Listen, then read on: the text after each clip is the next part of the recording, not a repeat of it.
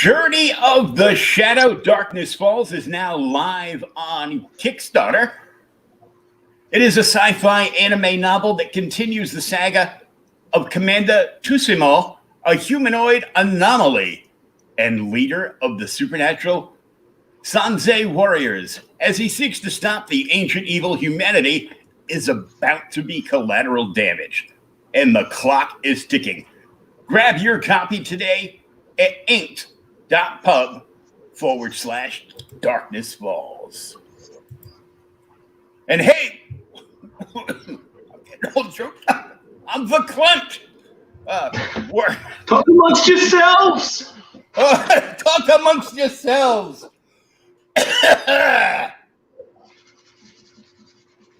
I'll give you a topic. The Industrial Revolution was neither industrial nor a revolution. Touch my monkey. Pet him. Okay.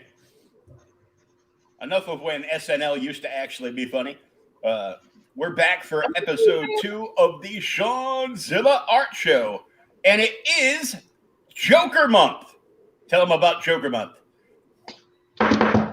Joker Month. Every month we do a featured, I say we because I have multiple personalities. I do a featured character where 25% off is taken on any commission or original that you buy of the Joker from my vast array of original pieces or prints or anything. So if it's a $200 commission, you would go ahead and take $50 off the top there. And that's during the month of March.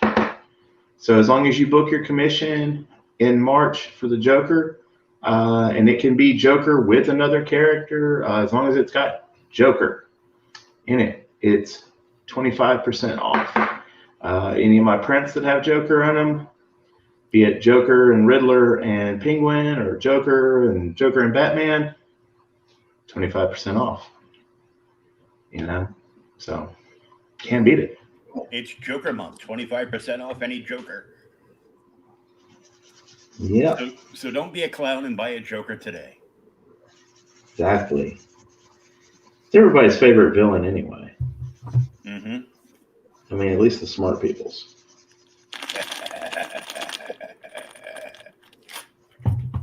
That's right. I brought props this week. Visual aids, so to speak. Look, he's got his own teeth, and he has somebody else's. This is the Arkham version of Joker. You could get this one done as a commission. Sure can. Voiced by who we were just talking about, Mark Hamill. Yep. And this is just a cool-looking random Joker with a hole in his back. That's right. These are banks. And I have no money, so I think there's like a dime in this one or something.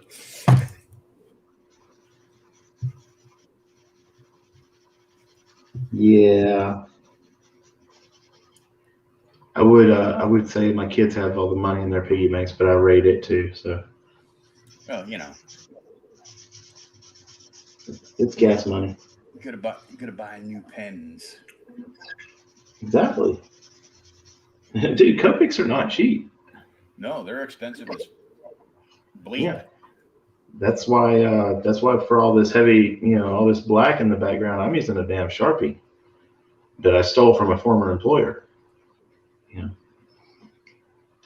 Brutal. Yeah. Trust me, they owed me.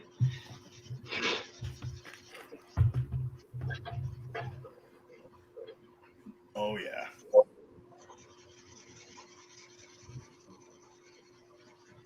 So how have you been, man? Well, my ex pulled, another one of her tricks, and I didn't get to see my daughter this past weekend.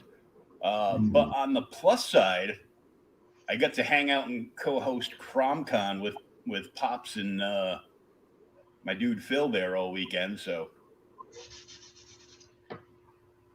we had fun. The first guest that was on is actually on my show next Monday, but we're doing an early tape we're doing an early live at like 2 o'clock in the afternoon because he is in the Netherlands. Oh, And he's got this really cool like sci-fi project, third issue of a book he's doing called Life on Korra. So we're going to talk about that on Monday around 2.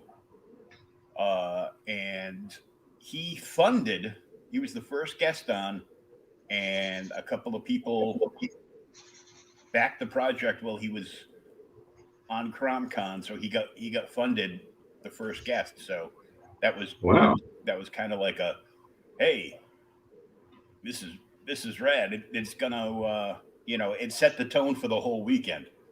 So People we were all really do happy, win on MTV. So it was cool. That is super cool, man.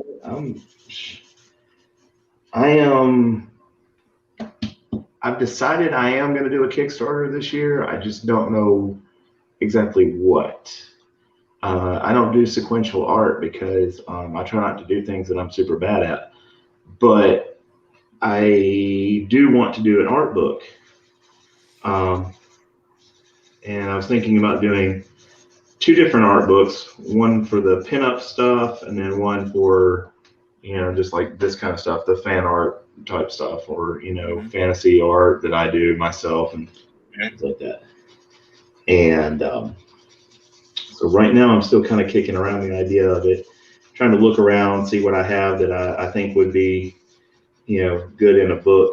I've tested the waters a little bit through social media, and it's gotten a pretty good response so far. And oh yeah, I've talked. They're pretty popular. I mean, Frank Forte, right? Yeah. He successfully did a Kickstarter for his for artwork from his old series from Asylum Press back in the 90s, Vampire Versus. And it was successful on Kickstarter, and now he's got it up on Indiegogo. I backed it myself because I sold some toys, so I had some money. Apparently, my mother was right. You're terrible with money. It burns a hole in your pocket if you don't spend it. And I'm like, it expires. It does. Didn't you know? Mm-hmm. I mean, you got to spend the dollars while they're still worth something. Look, if the government sees me not spending all my disability money every month, they're gonna think I can do without a bunch of my disability money and cut me back. So I'm like, nope. So I supported it, and it was all behind an art book with all his like original art from that and character designs and a bunch of other stuff, covers and variant covers and everything. I probably have like 1 or 2 of those books somewhere in my collection. I had a thing for hot vampires. I blame Vampirella. I mean, who doesn't? And well, apparently Dynamite doesn't, because Dynamite just sold the TV and movie rights off to another company.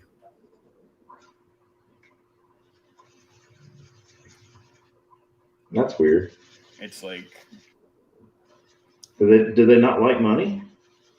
Well, apparently they don't have their own production studios to do anything. So, and they were like, well, it worked out so well when Marvel sold the rights to Spider-Man and the X-Men to everybody else. Yeah, nobody's kicking themselves on that decision. Nope.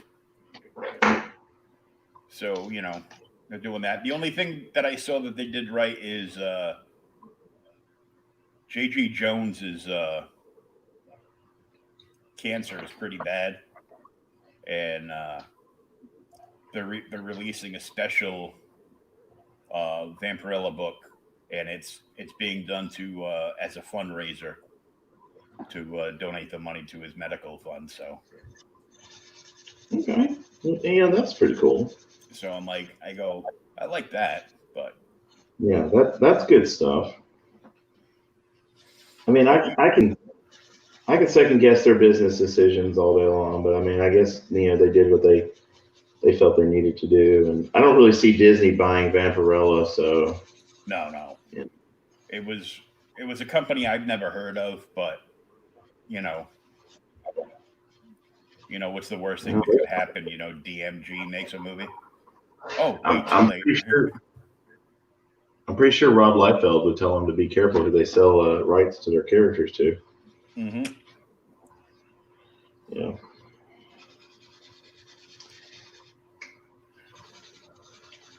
So has anybody claimed the Terminator piece yet? No one's claimed this one yet. The Sarah Connor from last week, actually, I'm not gonna lie, man. The more I looked at it, the more I hated it. So I just tossed it and started over because, like I said, she was looking more like, Ron Perlman from Beauty and the Beast. So yeah, she had just a little too manly a face. So I'm gonna finish this guy up, and then I've got Sarah started, but we'll see how it goes. I mean, I typically work on about 30 different projects at a time, just because I have real bad ADD, and I'll catch myself rushing through something just to get it finished, and and that's not fair to the clients. That's not fair to people whose covers I'm doing or whatever like that. So I try to always have like when I feel myself starting to rush it, I'll go ahead and jump off of it and jump onto something else. Plus, I work on all kinds of different stuff. I'll do superheroes, pinups, even family portraits and stuff like that. So it's always good to have a little balance. There's always something to do. There's definitely always something to do. But yeah, nobody's claimed Arnold yet. I've had a couple people ask about it, but I think that they're waiting to see, how he turns out. Which I think he's turning out all right. Looks like him a little bit. Yeah. It looks like Arnold. Yeah. It's so weird drawing him so young though, because most of the Arnold, well, I mean, I watched all the stuff in the 80s and 90s, but when I think of Arnold Schwarzenegger, the first thing I think of is usually like True Lies or Terminator 2 or something. Mm-hmm. And this has got like a little bit of a different hairstyle. He looks a lot younger. So, yeah, it's kind of cool. And this is kind of a test piece, we'll say, that I was looking at doing some reimagined movie posters, and I kind of want to see how that goes. So this is one of the ones that, if I can still nail a likeness pretty well, we'll go with that and do that, and start doing some redesigned movie posters, mostly 80s action stuff because it's so cool.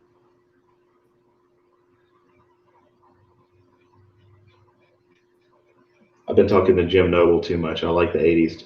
Yeah.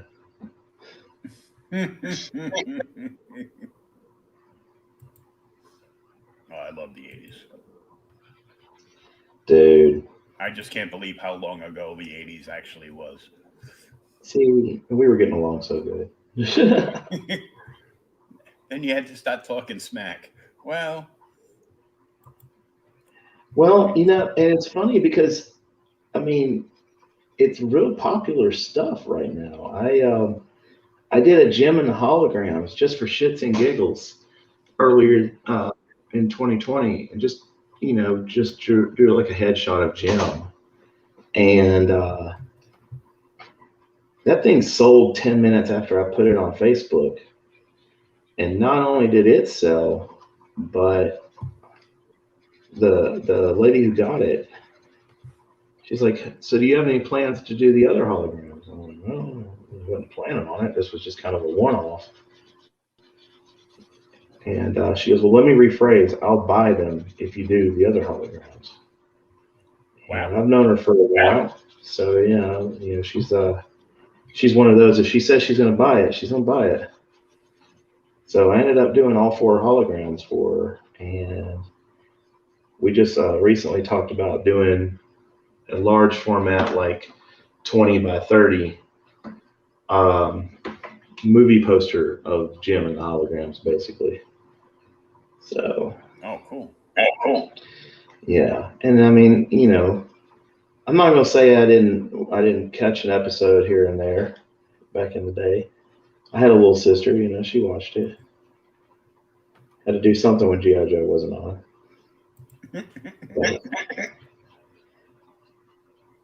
But all the 80s nostalgia stuff is just, it's real popular. And I guess that makes sense because, I mean, it sucks now. So, of course, we want to go back to the 80s. Yeah. It's past sucking. Simpler time.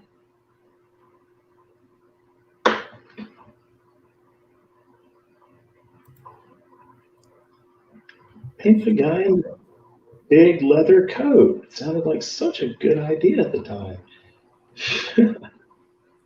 Yeah, my big leather coat's on the other side with Joker stuff on it.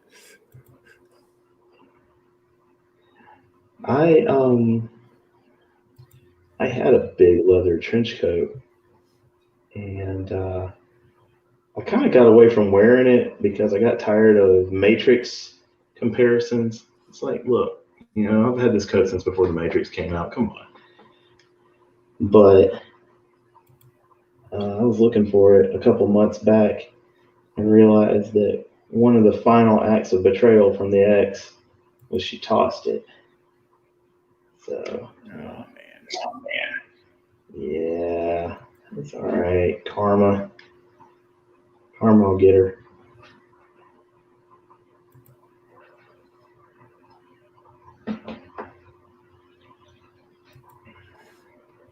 Yeah, it's just I had a little trench coat. My buddy at the comic shop was like, there was a chain of stores around here, and they were kind of like, like cheap stores, all like clearance stuff. It was called Building 19, and That sounds kind of cool. they would get cool stuff in once in a while. Like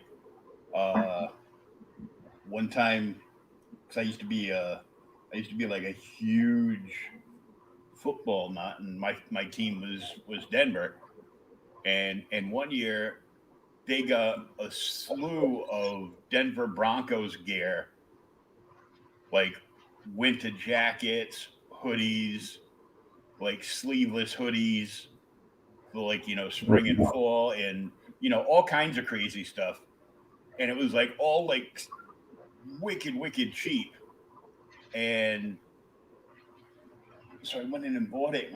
My friend's like goes I walk into the comic shop, and he was just walking in. I go, oh, nice coat, three-quarter length leather jacket, like Hitman Punisher coat. And I go, that's badass. He goes, well, you should probably get up to Building 19 right now because I just bought this last night, and they're selling these up to like 5X for $99. No shit. I got my truck and I screwed. But we wore those to my buddy Steve was playing in a certain person's band at the time that I won't mention because I don't want to air anybody's dirty laundry out. But there was a member of that band that I didn't like, and at the time I was probably 3 1/4, and I was still fat, but I was pretty jacked. because I used to go to the gym like 3-4 days a week and work out with a trainer. So it wasn't me just going in like staring at equipment and go, yeah, okay, that's enough. I'm gone. So standing in the corner drinking a protein shake. Any minute now I'm gonna get into it. I drink a protein shake, go in, do like 45 minutes on a treadmill, go downstairs and work out with him like a madman for like an hour. I walked in and it must have been like, the Terminator walking into the room. My fists are clenched and I go walking into the room like I have a purpose, and this dude dropped his guitar was plugged in. He was tuning. He drops his guitar. Yeah. And he ran out the back door and rabbited. Nice. And, I heard left his guitar, huh? Yeah. He came back afterwards, but he's like, don't kill him. And I start to smile. He goes, don't touch him. I go,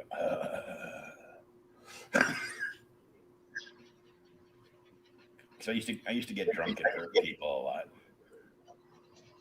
Yeah. One of my buddies, guitarists, who's a douche. He decided he was gonna talk smack to me and tell me to, he told me to F off, quit acting like you're in my band. And I'm like,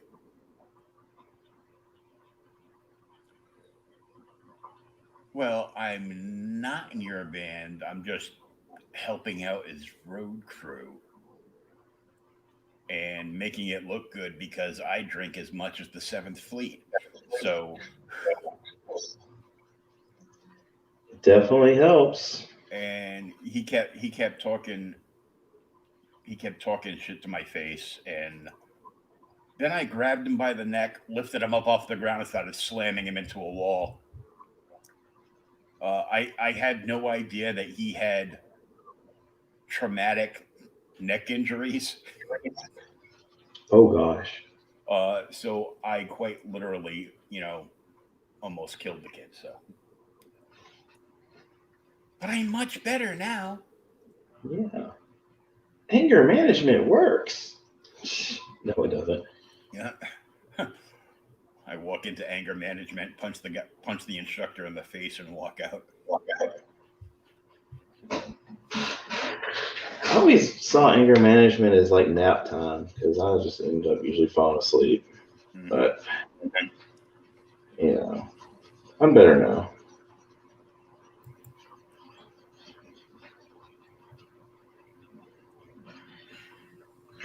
It's one of those things where you probably need it, but you don't really want to be forced to go do it by the court. So, damn it.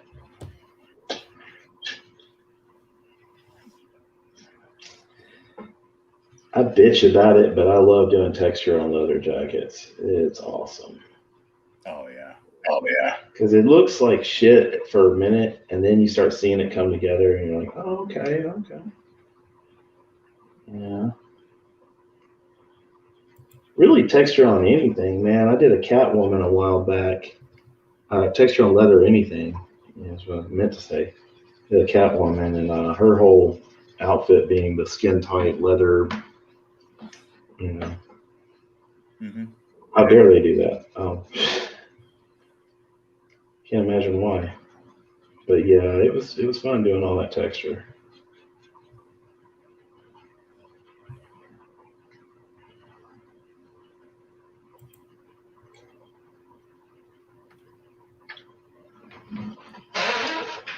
Oh. I just laughed because there's just been like a whole bunch of crazy like comic book stuff going on this week. So, like, have you watched Superman and Lois yet? Yeah, the pilot episode was great. I hope the second one is good. And I watched what I watched today. Oh yeah, I watched the season premiere of Flash. Okay. It was okay. Flash seems to be doing the thing that Arrow did, where it starts off great, and it's great for a few seasons, and then it just really drops off. Well, it's the story going on right now is the continuation of the story from last season. So, Okay. just waiting to wrap that up. I don't know if I've asked you or not, but are you watching WandaVision? Oh yeah. Oh yeah. Last week's episode. Oh my god. And when they released the sneak peeks out to like all the pop culture media sites. Yeah. Well, they basically let everybody know that you're gonna see White Vision. So West Coast Avengers 45, the first appearance of White Vision on the cover, went insane on eBay and sold for like $1,600. Shit. So while I'm flipping through boxes, I know I have that somewhere because I went on my own Vision Quest, but that issue is part of like quote unquote the Vision Quest storyline from West Coast Avengers. So I remember buying that. So I'm like, if I flip through a box and I find that, It's getting sold. I'm just going to be like, boom. Not only will you get this key, I'll give you the other issues that are part of the story for the same price that somebody paid for that other one on eBay. Well, I don't want to pay eBay prices. I go, no, because you want to buy it cheap and then go flip it on eBay yourself. No. Go, and I don't sell on eBay, so, you know, screw you guys, I'm going home. I've been pretty fortunate that most of anytime I'm selling comics, it's usually picked up by a friend. You know, like when I sold my my New Mutants '98, I sold that to a buddy, and he's like, "Hey, if you ever decide you want it back, I'll sell it back to you for the same price I paid for it." Okay. I didn't have the heart to tell him that I got it out of a $5 bin back in the day, but. Oh my God. This one's going crazy too. See, Key Collector, the one of the major spec sites with a touch on your phone. That whole app is like a double-edged sword because it's cool that they database like the keys, but now Marvel and DC try to make every single issue they release a key. Right. Or it's a key because, Peach did a variant cover, or, friggin' Art Germ did a variant cover, or this one. And I'm like, that doesn't make it a freaking key. Well, yeah, it's low print. I go, get out of here with that crap. So, Dinesh, who used to be the head dude in charge at Valiant Entertainment until DMG came in and said, yeah, get out. His Bad Idea company finally had their first official book hit stores today. Oh, yeah? And they were giving away Bad Idea pins and each store that participated in the pin thing got one pin, and the first person to get who bought the first copy of ENIAC at their store would get the pin. So people are like charging like ridiculous. The book just came out today. Somebody just shared in a group. ENIAC #1, first printing with rare first customer pin, 9.4 near mint, $750, free shipping or best offer. Somebody else had the book yesterday listed for like $799 just for the book. But Key Collector turned around and they listed ENIAC as the hottest key of the week, followed by Batman 106.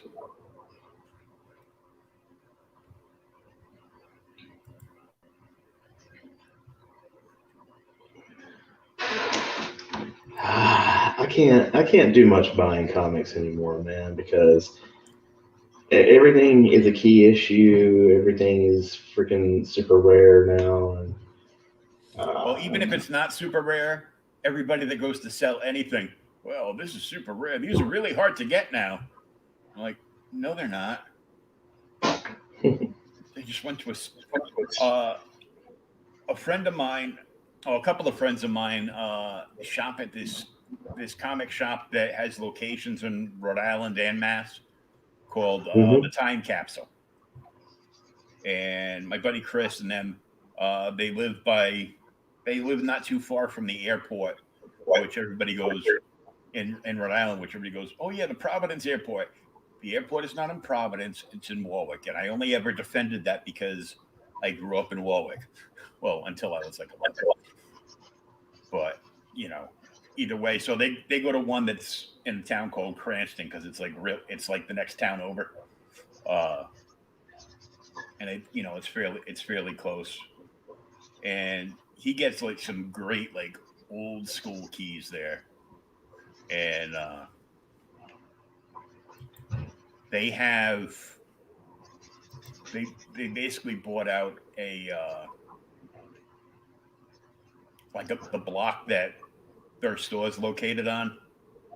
I think I'm not positive. I think they might have bought it out from like the owner of that, like it's like old fashioned storefronts, like when you used to walk down Main Street, there'd be like 2 or 3 like small stores like in this one building. So it's like that. So strip mall, not a strip mall, but like a shopping strip type thing. Not even a shopping strip. It's like a big old building, and it's got 2 or 3 stores in it. Yeah, and one store is like it belongs to it's got a beauty salon in it. So they left that one alone, but they bought the one next to theirs, and they use that one as kind of a warehouse. So like 4 or 5 times a year, they have like a dollar sale, and they get rid of like all their old back stock. Any book under like $10 or $15 is in there, and it's like it's a buck a piece. Sometimes it's like they do like a bag sale.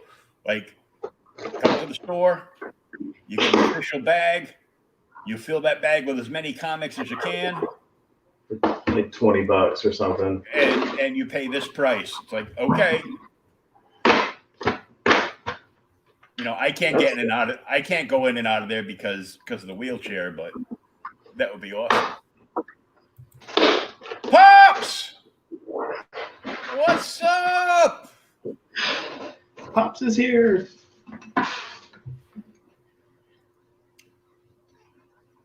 Pops, you got to share this out. Shawn needs somebody to claim this Terminator piece he's working on.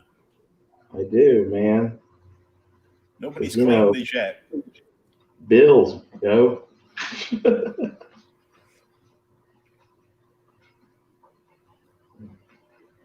I mean, look at all the work that's going into it. Damn it, man. Yeah. He's going through like 7 Sharpies already.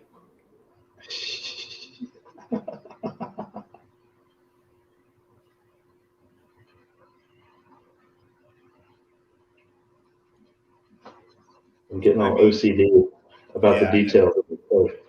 I know, right? I mean, well, you know I love comic books, but I've been trying to concentrate on more on like filling back issues Mm-hmm. of runs and trying to buy older stuff. Like I can't, as much as I hate DC, I can't stop buying, certain things, specifically like, Batman the Detective. Yeah. I mean, I've been buying Batman the Detective comic books since 1974. So, I mean, with You're that, invested. I'm invested. With that being said, Batman and Detective to me is like a free 8 ball for Charlie Sheen. I'm just saying. Winning. No, I completely get that. I mean, because I'm not a fan of DC, but I'm a sucker for Batman because Batman's so cool. He is. Like I just wish that there was like some sort of plan with their movies. Well, I mean, they like completely disgusted me with stuff that hit the news today. I guess it hit the news cycle yesterday.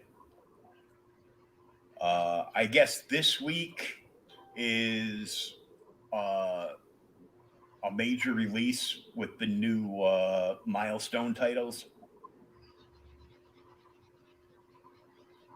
And they retconned Static Shock. And they politically retconned Static Shock. See, originally, Static Shock, before he was Static Shock, was just this kid in a bad way, getting bullied like crazy, you know, in school and out of school, from gang members. Yeah. And then he got his hands on a gun, and he was going into where the gang was, and he was going to start shooting them. And then decided he couldn't do it, so he threw the gun in the water and walked away. But while he was walking away, the cops showed up to deal with all the gangbangers, and they shot them with an untested new tear gas, like an experimental new tear gas, which is what gave Static Shock his powers.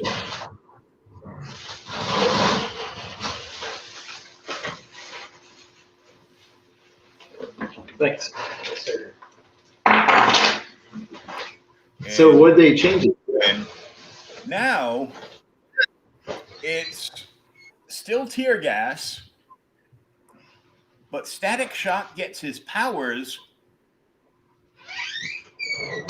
from a BLM protest.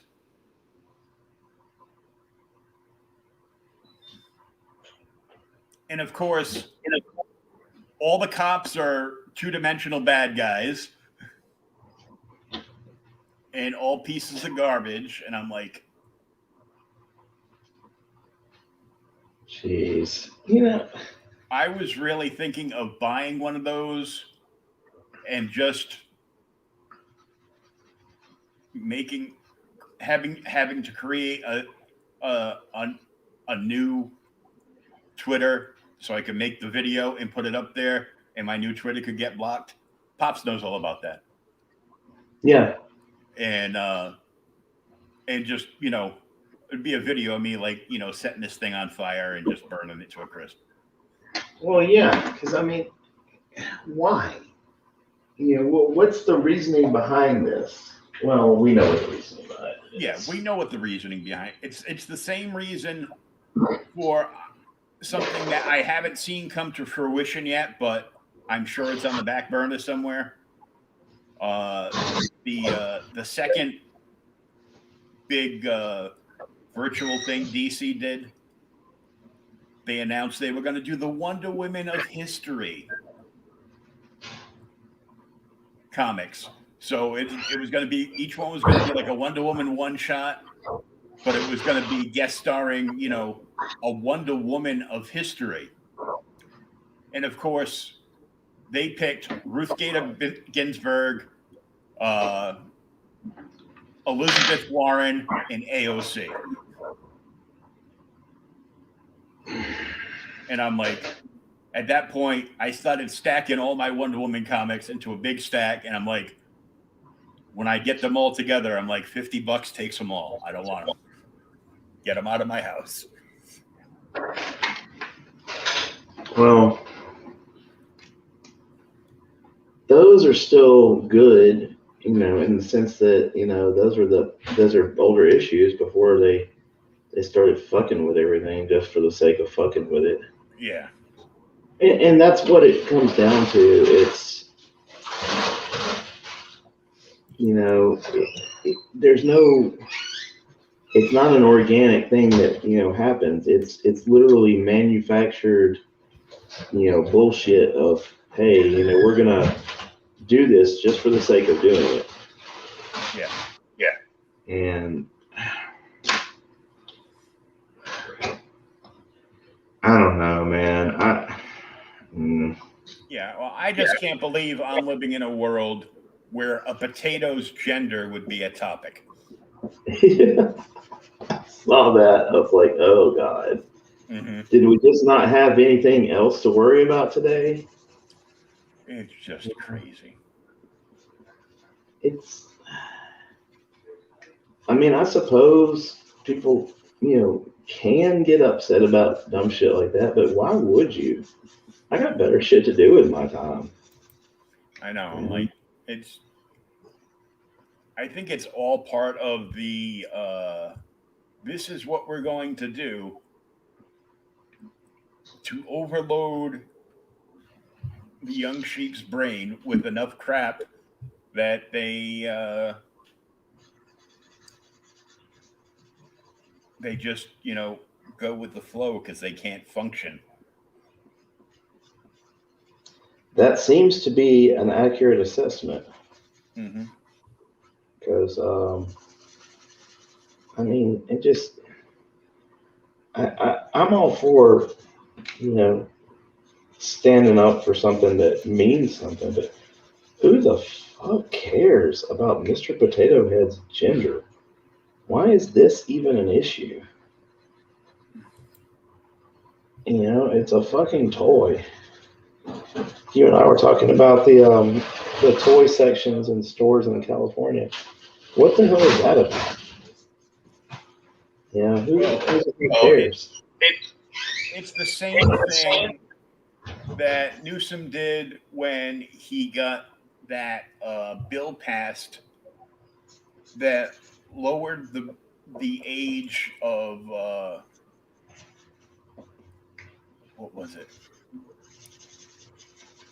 So if sexual predators were preying on anybody 13 or older, it was just a misdemeanor now.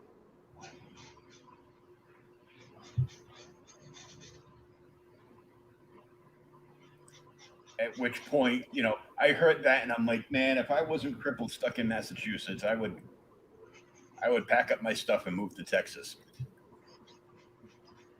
Well, in the case of something like that, let's say that it happens to my kid, I'm going to try to basically, my stance would be, don't press charges at all. I'll go ahead and take care of this one for you. I'll handle that in-house. because, you know, I don't trust the state to handle it well anyway. I don't really want to see, although they typically handle child molesters pretty well in prison. So, you know, they give them a nice. The problem is they put them in protective custody the whole time they're in there, and then they let them out after serving like half their term. Put them in a neighborhood full of kids, and then 2 weeks afterwards, when people actually find out, they send the cops around to tell them, if you say anything, we're going to have to arrest you as a hate crime. I'm like, I won't say nothing, and I'll put a silencer on my rifle so it doesn't say anything either. Oh, yeah.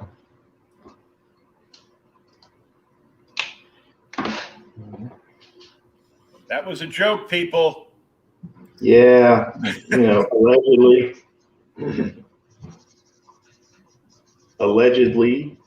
not saying anything. I remember reading the story a few years back where this guy was going home, and when he got home, some dude had busted into the house and had beaten and raped the guy's wife, and had beaten and raped the guy's daughter, and he killed him dead. You know, which is the only way to kill somebody. Right, like you do. Just ask the military. And after he did that, he called the police, reported what had happened to his family, and also reported a murder, and a couple of liberal people chimed in. That's terrible. You're not allowed to do that. And the sheriff, the local sheriff, turned around and said, "Yeah, he kind of is." And he goes, "Well, we're going to have to investigate this, but 12 or 24 hours later, he goes, yeah, no charges are pending, and we thank him for being a good citizen." Where was that? Texas. Okay, the Shire. Yeah. I love Texas. I would absolutely move my ass back to Texas if I had the opportunity. Well, except for that one big city that all the liberals from California keep moving to. Austin? Yeah.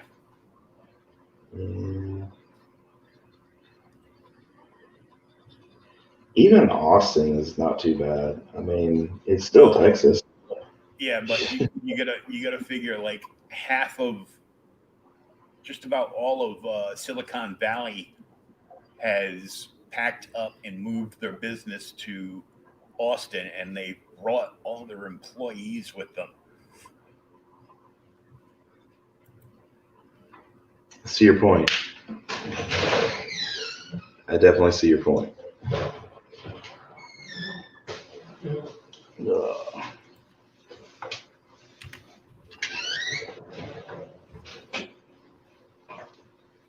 I need to invest in a different organization system for these markers, I swear.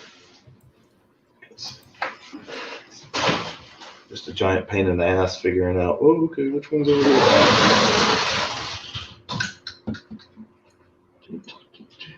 Clink, clink, clink, clink. Clink, clink. Yeah. No, that one was almost empty anyhow. It doesn't matter. Did you find some more money in your Joker banks? Well, one of them does. The Arkham Asylum game Joker does. Yeah, that one. But that sounds good. I don't want to pull the sticker off his backside to take the plug out. So I got a box over yonder that's got an old periodicals publication ceramic Batman bank, but I lost the rubber stopper at the bottom. Uh-huh. It's an aunt and uncle that wasn't like really an aunt and uncle, but friends of my mother's family. My Right. mother and my grandmother, since my mother was little, and when they found out that my mother was having a boy, they bought that Batman bank for me, like a year before I was born, I think, and Oh, wow. they got me an old homemade toy chest that I actually still have. And I guess both of those things are legally antiques now. They're over 50 years old. And so am I. I'm getting there, man. I turned 44 this year, and shit, it just depends on what day you catch me on, man. Sometimes I feel 29, some days I feel 80. Yeah, I know the feeling.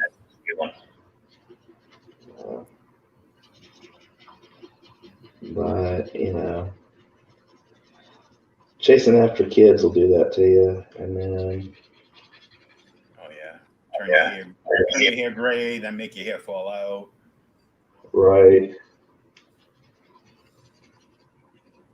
That's why I'm baldish. I used to shave my head for about 10 years, and people ask me, they're like, well, why do you do that? It's like, because I have daughters, and otherwise I'd pull my hair out. Mm-hmm. Yeah. Now it just fits the whole midlife crisis thing to go ahead and have the ponytail and stuff. Yeah. Kind of. I could never grow it long enough to have, a decent one. I had I'd get as far as having like a medium mullet, and then nothing else would grow in the back, and it would piss me off. Yeah. But My kids, because I went to high school in the '90s, man. So I had the mullet, and my kids have seen the pictures, and they're just like, "Oh my god!" They laughed for hours on that. I was like, "Wow, I'm glad I could help." Yeah. But my brother from another mother that owns my LCS used to get all sorts of pissed off because I had keys to the store, because I used to go in and help him out, and he was glad that I did, because one time I showed up at the store and there was nobody there, and there were books everywhere, because it was Wednesday, so new comic book day. Mm-hmm. And I couldn't, I'm calling him. I'm thinking he's dropping a deuce the size of Montana in the toilet or something, because there was nobody in the store, and I'm like, I'm calling his name and nothing. This sometimes if he has to rush out for an emergency, there'd be like a note on the counter. Yeah. And it'd be like, back in 5 minutes, or that kind of thing. This happened. Either Bill or Ray, if you've walked in and I'm not here, please do this. But nothing. Apparently his wife went into labor like 20 minutes after he counted out the inventory from Diamond. Uh-huh. And he almost broke the glass door getting out, and jumped in his truck, and vroom vroom vroom. So I ended up putting them all down, and 3 hours later I'm like, oh man, she must have gone into labor. And then my phone rings. Are you at the store? I go, yeah, you left this place a mess, you're fired. Well, she went into labor. I go, how'd it turn out? He goes, it's good, got a son, congratulations, blah blah blah. So But I used to go in there like after work, like 2-3 o'clock in the morning, and grab my books and leave a big stack of cash on the counter for him. All in perfumey ones, and Yeah. so I was basically laundering my dirty money through him. And so I just go in, grab books, go home, and they just piled up over the years, apparently. They do that. I took a bunch of my statues and stuff that I had cluttering up over here, and I put them up above my kitchen counters because there was nothing up there. And I'm like, it's gonna get dusty up there, but I'm just gonna leave them in the boxes up there. So all I have to do is dust off the boxes. So Yeah. So I have up there is the Jim Lee Hush statues for Batman and Catwoman. Oh God, I love the Jim Lee redesign on Catwoman. Oh yeah, but they made like a huge era. So like the Batman statue has Catwoman's whip at Batman's feet, but in the Catwoman statue, she has her whip in her hand. Oh. And they're kind of on the same rooftop. So,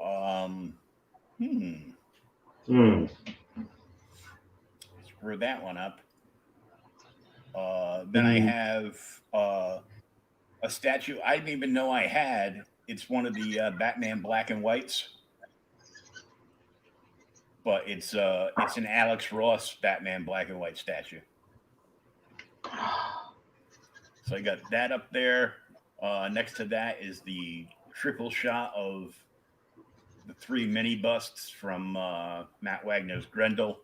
So it's Hunter Rose, Christine, and then like that third Yahoo that followed up. And next to that, I have my big giant Hulk NECA ceramic cookie jar in the box. And next to that, I have the Goofy Hulk telephone with the smashed up keypad and everything. Oh yeah. I had a Wolverine telephone. Oh yeah, they had both of them. I saw the Hulk when I go buying Hulk. And next to that, I have the 2 Dawn statues that I own. I was gonna say, where's the Dawn statues? Because I know you appreciate the Lensner. Yeah, well, I've got one that's I'm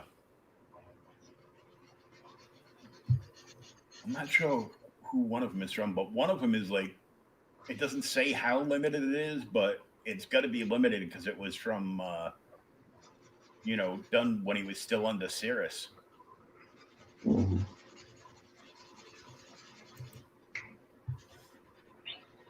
There used to be a statue. Remember when Image came out and they were merchandising everything? Oh yeah. There was a Cyberforce statue of a Striker. The guy with 4 arms. Mm-hmm. And I want to say it was a Claiborne Moore statue that was who sculpted it. I have been looking for that thing forever. So I remember seeing it one day at KB Toys. And you know how long ago it was. Wow. And that damn thing was just gorgeous. But when it came out, I was just a wee lad who didn't have that kind of money for things. Now I'm an older guy that doesn't have that kind of money for things. But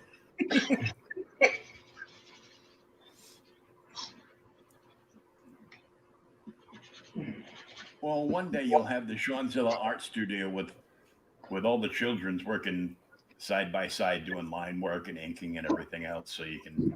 No, you joke, right? But No, I'm serious. Yeah.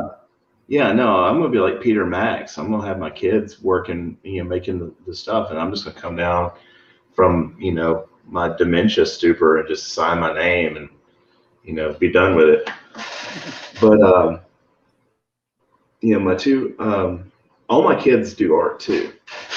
Um, well, the 7-year-old doesn't really do a whole lot, but he's getting there.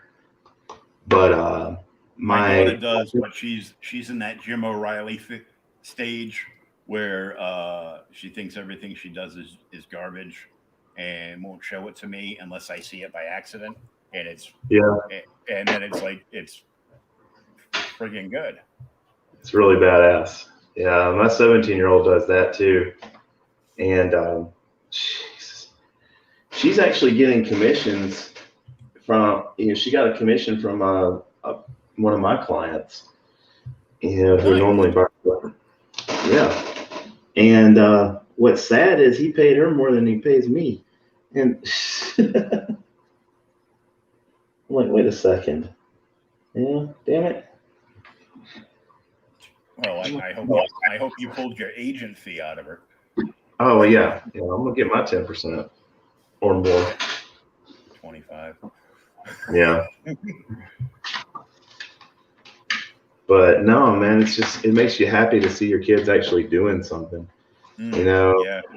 A 17-year-old daughter who she's got kind of that Spirited Away Princess Mononoke Studio Ghibli feel to her stuff. Oh, cool. Which I can't do that stuff, but she does it pretty well. And then I've got a 19-year-old who she wants to be a tattoo artist, which that's hard. Yeah. Yeah. I mean, she's got the talent, but I'm not going to do it. One, you can't fuck up, and two, you have to intern under like a master tattooist for like X amount of years. So yeah, you have to be set up so you're going to work for free for like 10 years before you get a chance to do anything. Basically, yeah.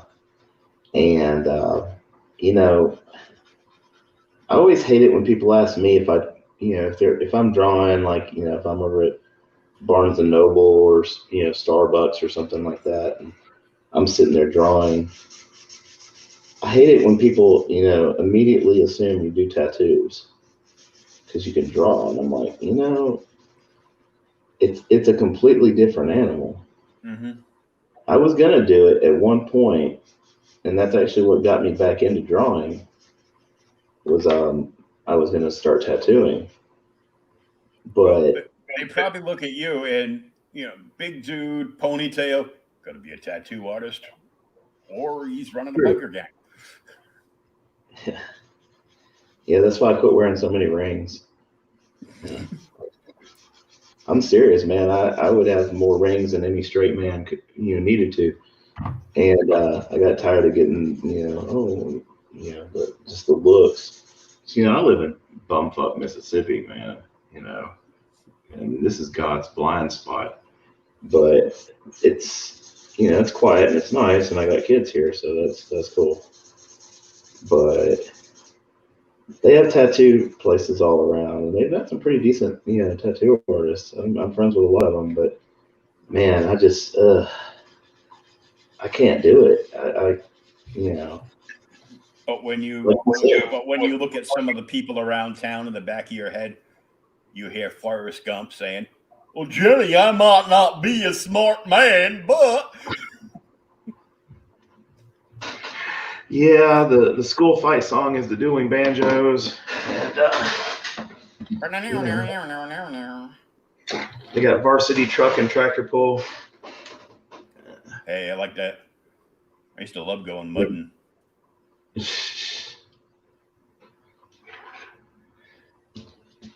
I like mudding in somebody else's truck. Leave mine out of it. Yeah, because it's like 3 days of cleaning it out. Oh man, yeah.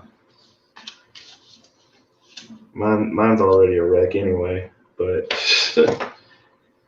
I'd be that's more what apt. I'd be more apt to go mudding in like a 4-wheeler. definitely.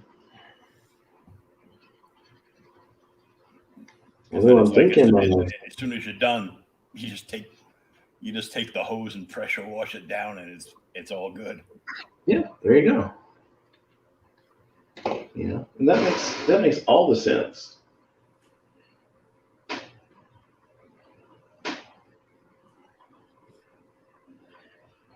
Yeah, it's always a good idea till you get stuck.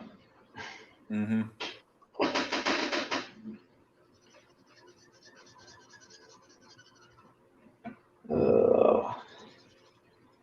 So you think we'll get conventions back this year?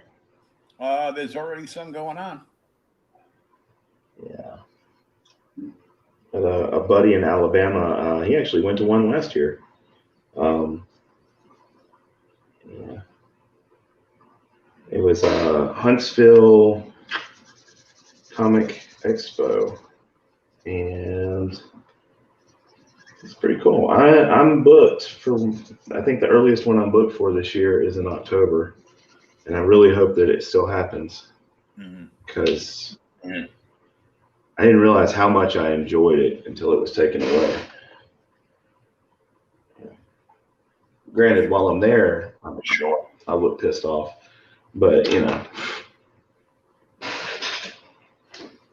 because I've probably been asked, you know, for the 18th time, did you draw these? No, I didn't. Yeah. Well, But I really do like a couple of the big cons around me. I haven't heard anything about Boston, but Rhode Island is planning on, running 2.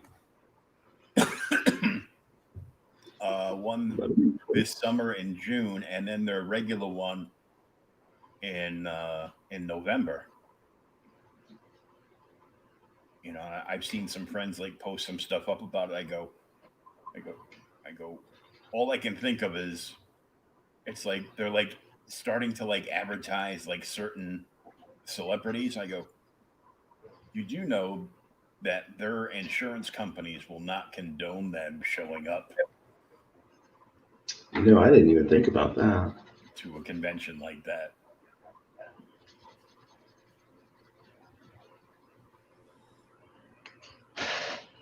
It doesn't That's help a very good point. it doesn't help that the media is still going out of their way to fanmonger the whole country too. So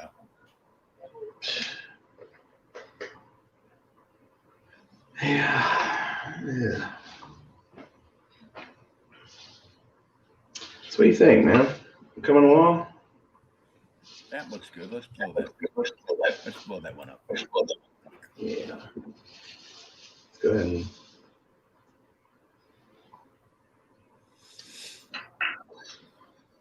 take a look, people. Still available for claim. I see some people are watching. You could comment in the chat, ask Shawn questions, ask me questions. Yep. Ask me questions, yeah. Sure. Feel free. I may not answer them, but you can ask. No, I'll completely answer them.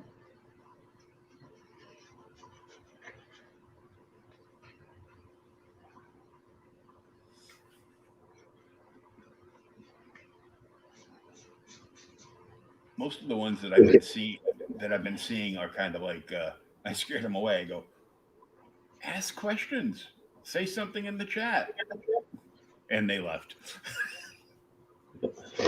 Oh, I have to participate? No, that's not what I'm on the internet for. Yeah, there's more to it than just talking shit. Not much. We've just been here listening to you speak against the. Speak against our lords and masters, and we've been recording it to cancel you. Well, be sure to get my name right. Yeah, get the spelling right. You can't cancel me. Yeah. I didn't sign anything Yeah, so you can't cancel shit. Yep.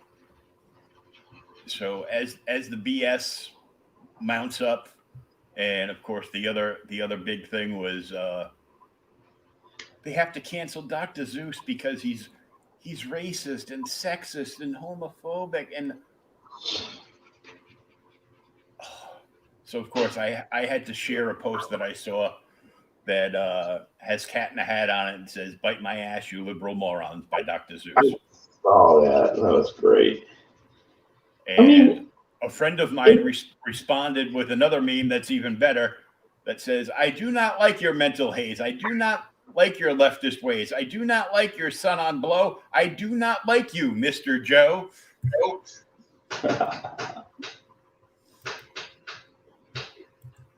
I'm like, that is great. How can you not like Dr. Seuss? I mean, Really? it's Dr. fucking Seuss, man. I don't know, man. Just the world's getting FedEx to hell in a handcart. And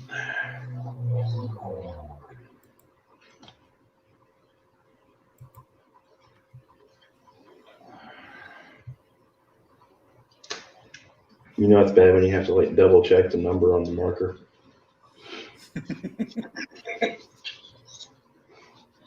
What's really bad is when you're refilling these bastards and you're refilling a bunch of them all at once, and you fill one with the wrong ink. It's like, damn it. Well, we'll just make a mental note of where that one is.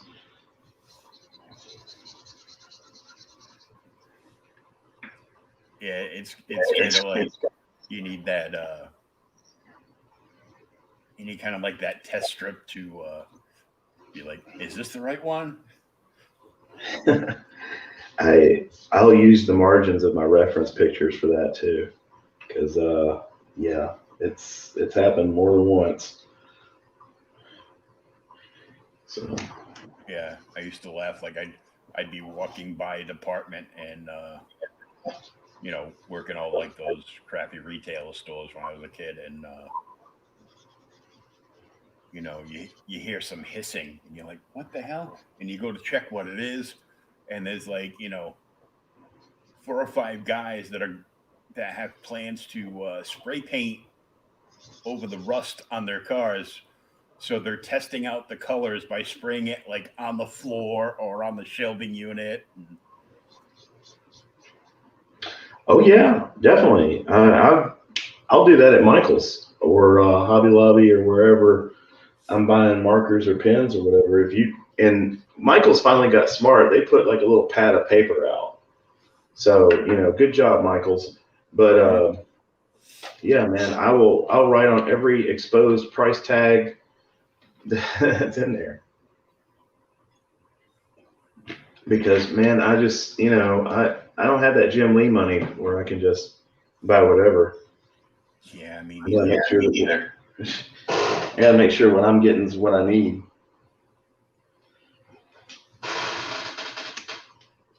Yeah, I'm just checking out Brian Wayne from Cheers to Comics podcast. I'm just checking out his haul for this week. He overbuys stuff and then sells it, and he dabbles some in the spec market, apparently quite a bit. Mm-hmm.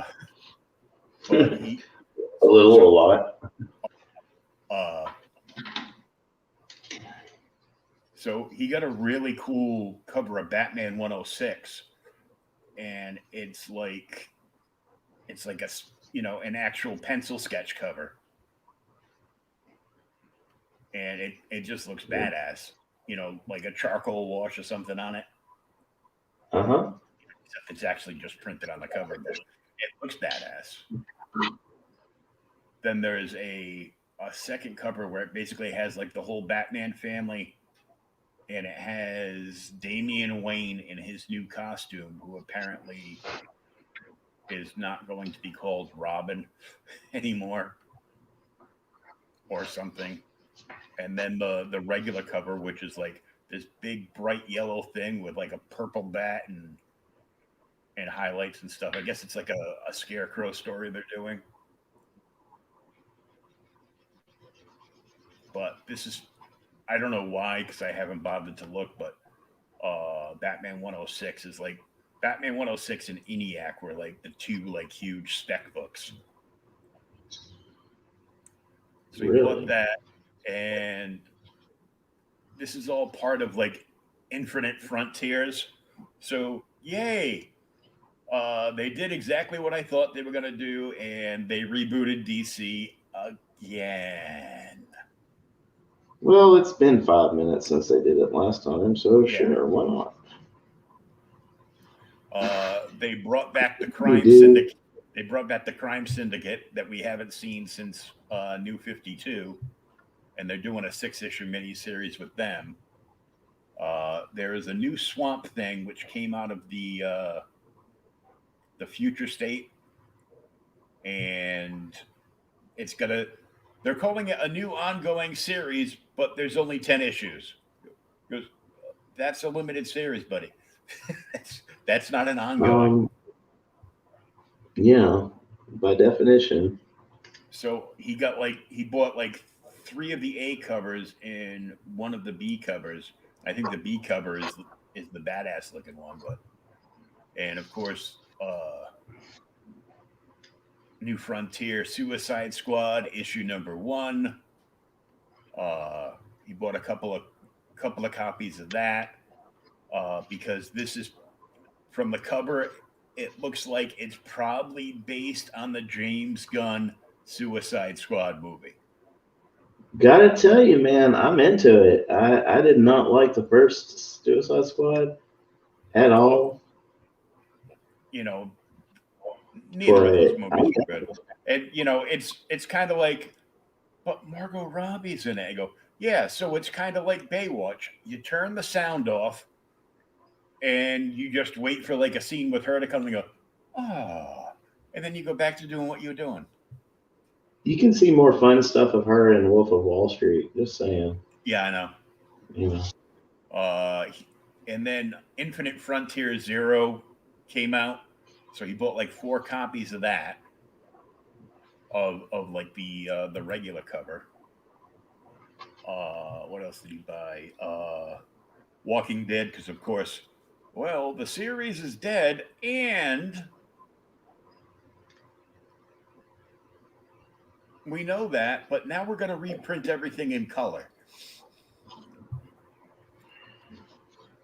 He bought 2 copies of the regular cover for Nocterra, which is that Scott Snyder, Tony Daniels book. Mm-hmm. I read it and did a review on it. It's good.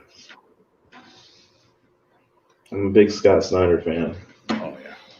He bought 3 copies of Berserker number 1. That's the Keanu Reeves thing, right? Yeah.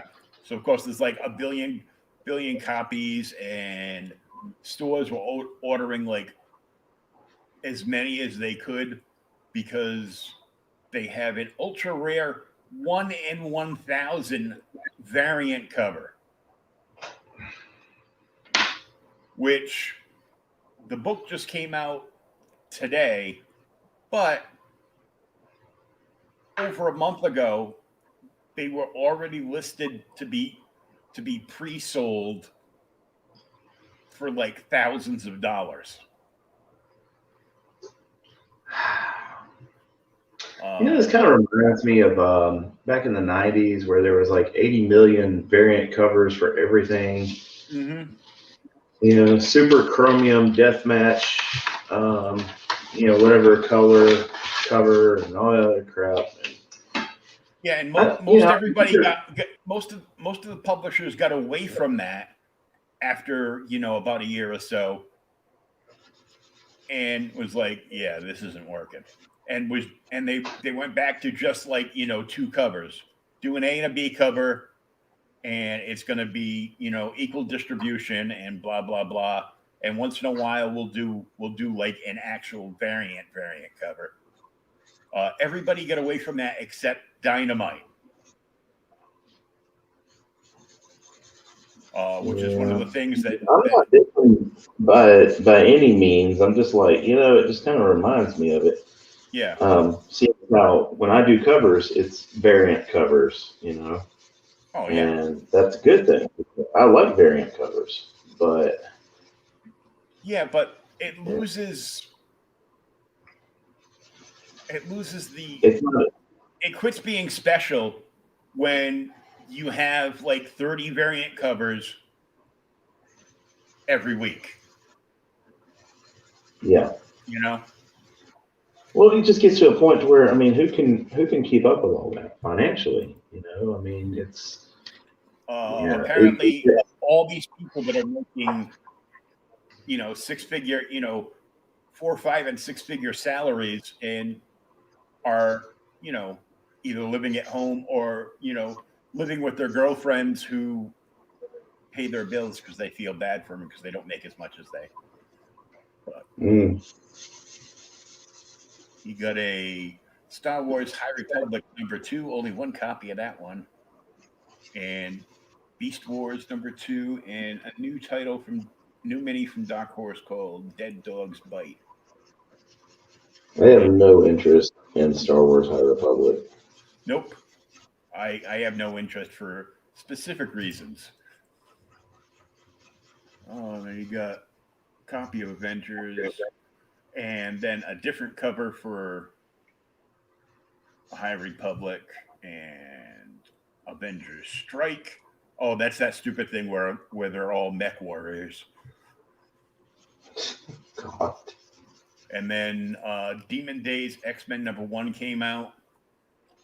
That's like the Psylocke cover. That's all like, she's all like young, super hot, and like all samurai'd up and everything. It's the Peach. Yeah. It's the Peach Momoko cover, and Art Germ did a cover after Peach too. And I know the little spec nerd Comic Tom 101 has a blacklight variant of this coming out the end of the month. That's and cool. He's also got a completely, totally badass Joker #1 variant, because Joker's got a new series coming out. And he does this mystery mail call thing, but he charges like $40-some, and he does two store variants a month. So you will get his 2 store variants, and then you will get 4 to 6 other books, and then probably like a print, a mini print, or a whole bunch of like Brian Pulido-esque junk.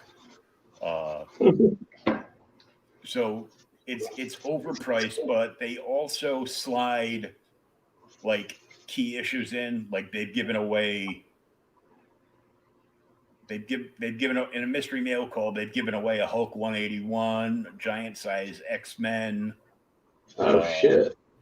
First appearance of Vision, all kinds of stuff. Let's see, what else is he reading? He picked up Hellions, the new Power Pack, with of course a Wolverine crossover. Of course. And then, oh my God, this stuff is still going on. The stupid King in Black storyline. I hate Donny Cates like with a passion. So this week, apparently, the King in Black handbook came out. So in case you got lost on what was happening, they will tell you again.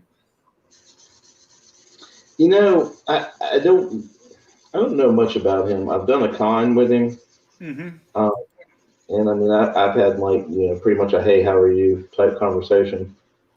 He seems all right, but I've heard a lot of people say that they are not a fan. So, yeah.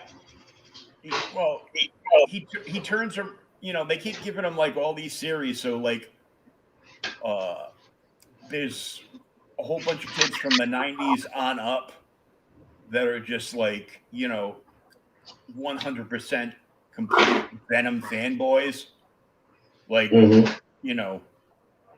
Venom can do no wrong. Did you see the movie? Unless, well, yeah, it was unless it's Flash Thompson. Because if it's Flash Thompson Venom, we hate it. I go, well, I hate to tell you, Agent Venom was the only cool Venom since the original conception back in the late '90s, early 2000s. And McFarlane says you're welcome. Yes. But it was just, Which I have no problem admitting that I am a huge McFarlane fanboy. Oh yeah.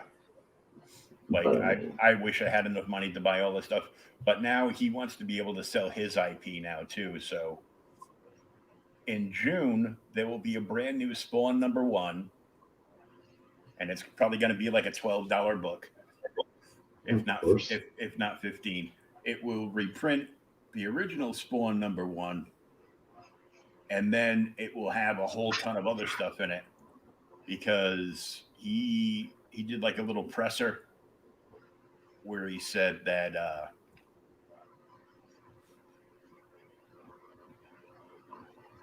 for anybody under the age of 28, they've never had a chance to actually buy a Spawn #1 off the rack. So I'm going to reprint Spawn #1 in this new book. So it's basically going to be kind of like an anthology. And well, that's just him doing the Lord's work. Yeah. And after this big giant size #1 of the Spawnoverse, he's going to release all these multiple different Spawn titles because it's a Spawn universe that has more than one Spawn. And, other characters that he wants to highlight. And he's got like, he was listing out like a slew of people, of course, Greg Capullo, the Todd McFarlane's Mini-Me. and all these other people that I heard the names and I was like, wow, that sounds great. And it was like almost like I was being mesmerized to take my money, please take my money. And Capullo is cool as hell, though. I mean, he was awesome. He was going to be at Memphis Comic Expo last year, and I was looking forward to that because I mean he's on my list of guys to meet, and God, it was going to be such a good show, man. James O'Barr, fucking Greg Capullo. Mm-hmm. Forget who all else was going to be there, but it's going to be great. Here's a funny thing. I dug an issue, like a random issue out of a Crow miniseries out of that same box that I was telling you about. And it came out after McFarlane started doing Movie Maniacs, because right under the Crow title in white letters was McFarlane's website address, www.mcfarlanetoys.com. Nice. But I mean, all the stuff he's doing, they're like, well, you're selling all your toys. What are you gonna do? Just buy more comic books? I go, well, I gotta buy more comic books, and then I gotta buy all those McFarlane DC toys. Yeah. I got a couple of them. I went ahead and picked up a Harley Quinn from that series, and I love it, man. I mean, I've always loved Todd's toys. Oh yeah, they're great. Even back in the day.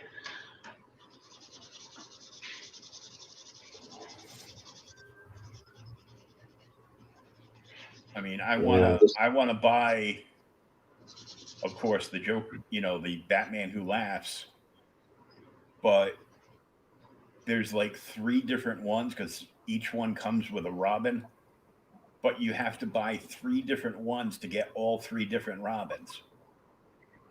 Yeah.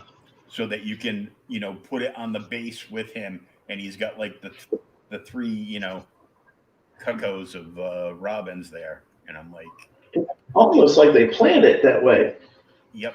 But the only way that happens is that actually if you pre-ordered them when they were originally solicited from Entertainment Earth, if you ordered 3 of them, they would make sure they that was the only way to guarantee that you're going to get like 1 of each. But I want that, and there's like there's a few other ones I want, like I want the Grim Knight, and I want the Thomas Wayne Batman, which was supposed to be like a hard get. But I found another slew of Marvel Legends figures too. Oh, in your collection? Yeah. And it was probably one of the, because I collected them for like 3 to 5 years and then just stopped. Because dealers started like running into all the stores and cherry picking like just the hot figures. And if I couldn't buy if I couldn't buy like a whole set in one slew, I usually wouldn't buy them at all.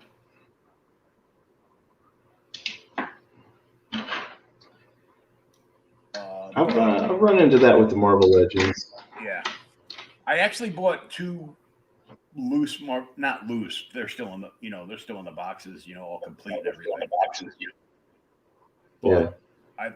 It's the one that's the Build-A-Figure in it was Hulkbuster, Iron Man. Oh yeah. And I bought the Doctor Strange because it was a cool new Doctor Strange costume. It was like the black and dark maroon sashes. Mm-hmm. So and it looked cool. I go, oh, that's a badass Doctor Strange figure. I got to get that. And then for some reason, I bought the Blizzard figure. I go, well, villains usually sell pretty good, and there was probably like another hero figure in that line that I wanted. So I figured, well, I can either sell the Blizzard figure or I could trade it with somebody to get the one I wanted, but that never happened.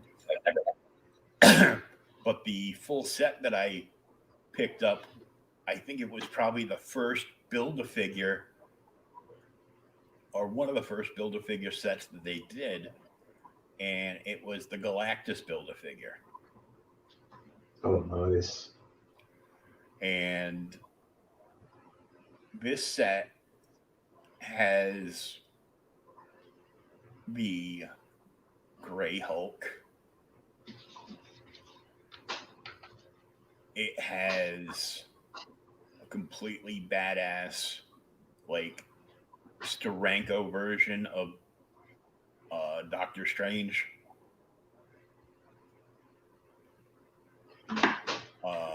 There's a Professor Xavier in a wheelchair, and like I think one or 2 other X-Men, and I can't remember everybody that's in it. But I'm like, I gotta double check because I think I have the full set. And I wasn't set in stone that I wanted all the figures. So there's probably a couple I'd be willing to sell. But as long as I had them all, and if there's figures I'm willing to sell, before I do that, I want to open all these damn things and build Galactus, who of course will be the same size as any other Legends figure. Maybe a little taller. It's like mini Galactus. But I know that the Build-A-Figures sell for like pretty big money. Oh yeah, I picked up the Venom Build-A-Figure, and I don't remember what I paid for it, but I paid more than I normally would. Probably a lot. I think a lot of those they depending on the set they came out of and depending what figure it is. Uh, I mean, they won't put it out as it'll never go on a claim sale. It'll always go like in some kind of live auction, whether it's a reply auction or like a live video auction, and they'll start it at like $50, but they'll have like a cap on it. That if it doesn't reach a certain amount, I'm not selling it. Yeah. Don't blame him. Because I'm not sure what set it's out of, but there's a Gray Hulk, Joe Fixit. Mm-hmm. That's a Build-A-Figure. I go, oh man, I want that one so bad. That would look great with my Hulks. And the guy I was talking to, he goes, well, I can't sell it unless it's in an auction. I go, well, how much is that going for? He goes, well, it's going to start at like $75. Jesus. Because they want, you have to buy the full set of Build-A-Figures. You got to buy the full set of the figures from that Build-A-Figure set. So you're like out like $125, $150 to start with. Oh, easily. And then, you're not going to find them in the wild. You're not going to go to Walgreens and find, the leg or whatever figure, whichever one you need. I've got a few Build-A-Figure parts, and I thought about trying to put them together, but I was like, no. Like I've got parts of Wendigo and Mantis. I think I've got part of the Sugar Man. Oh yeah, I was thinking about that one too. He had that one. He was starting that one at like 100. Yeah, because it came with the part. Yeah, it came with the Age of Apocalypse line. Yeah, and I was like, I love that storyline. I got the omnibus sitting over on my table. I had started to read it. I got like 6 issues in, and then got distracted, and then it just became, part of a table that I stacked a whole bunch of other books on top. Well, that's what it's there for. Oh yeah. I loved Age of Apocalypse. Oh yeah, it was so good. I've got the originals around somewhere, in these multiple mystery boxes that are sitting around here. Yeah, I remember. I think I've gotten, if I don't have all the series, I've gotten most of it. Because I was a wee lad when that came out. Yeah, I might have missed 1 or 2, but I don't think so.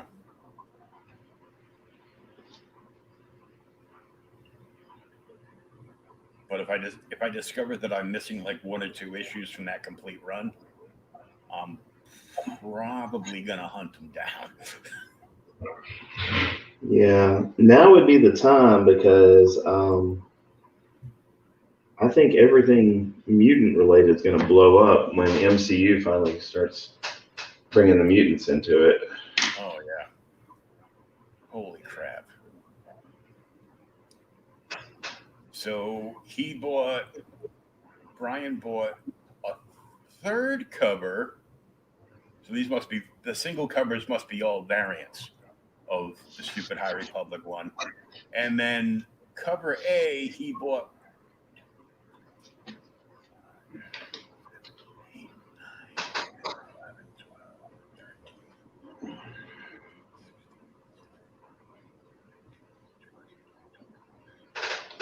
he bought 2 dozen of the cover A's.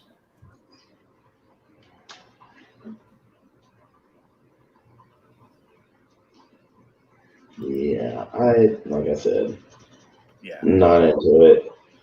I bought a variant cover of the first issue because it was like sold out everywhere, and figured I'll hold on to it for like a few months and then like flip it for like an extra $20 more than what I paid for it. Yeah, something that you'd rather have. Yeah, but I had no intention of doing it because I saw like all these posts from this horrid woman that Kathleen Kennedy hired to, spearhead this project, who was,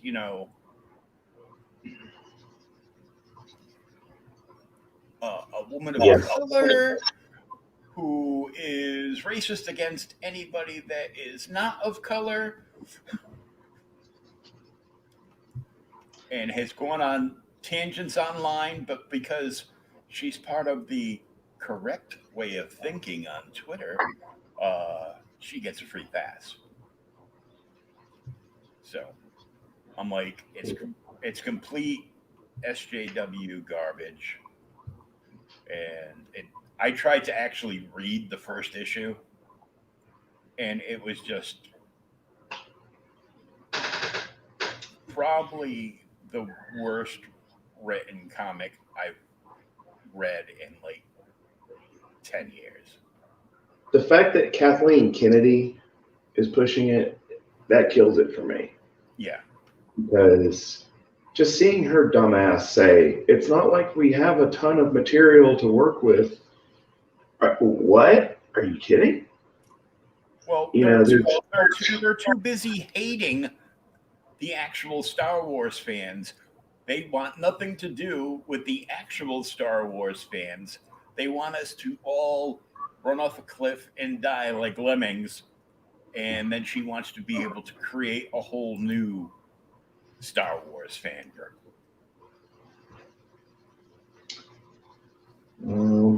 Here's hoping that Favreau and Filoni just are taking it over.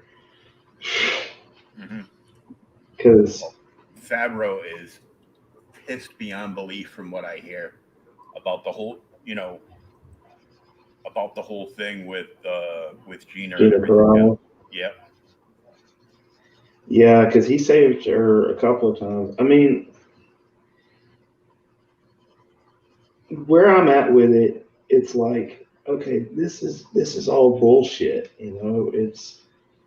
I think that she had gotten to the point where they were just really looking for any reason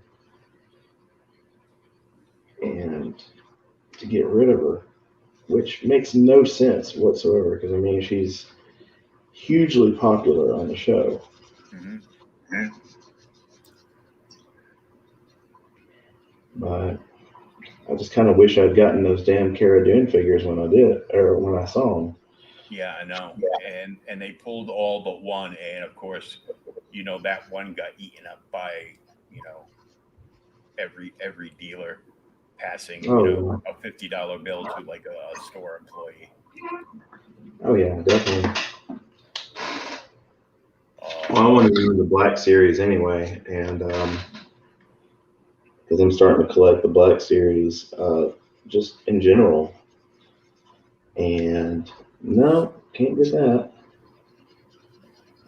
But I mean, I think that she knew when she said something else that they were going to get rid of her.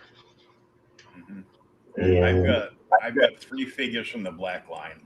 I've got from when they very first started the Black line. I got a Rey with BB-8, a Kylo, and one of the Commander Troopers. God, I can't stand Rey. Ooh. After just one episode, the CW has renewed Superman and Lois for season 2. Since you said it's actually good, I'm going to check it out.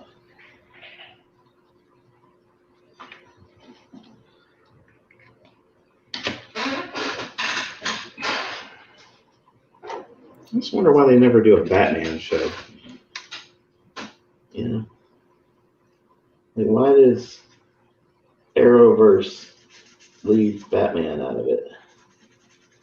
And can we still call it Arrowverse now? Even though Arrow's not there anymore?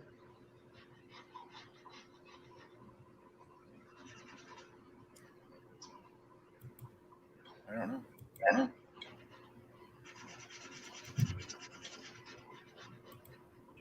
mean, the closest we've come to getting a Batman series for CW is Batwoman.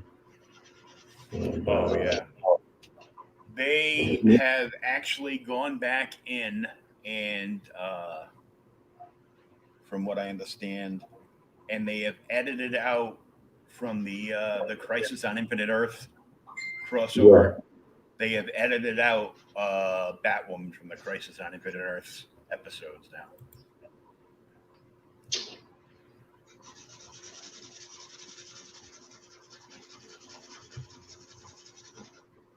So,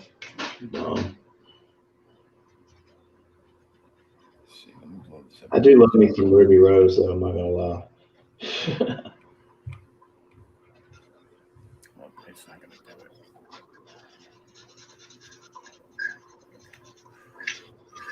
So I'm just checking out this toy post that somebody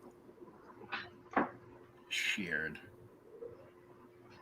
They're re-releasing like all like the old school Kenner style Marvel figures. So kind of like the old Secret Wars style, you know. Oh, cool. 5 points of articulation. Mm-hmm. But they're doing it with they are from Kenner. And it's all like, retro looking like backing cards. But I thought originally they were like, they were still charging like $20 for them. I go,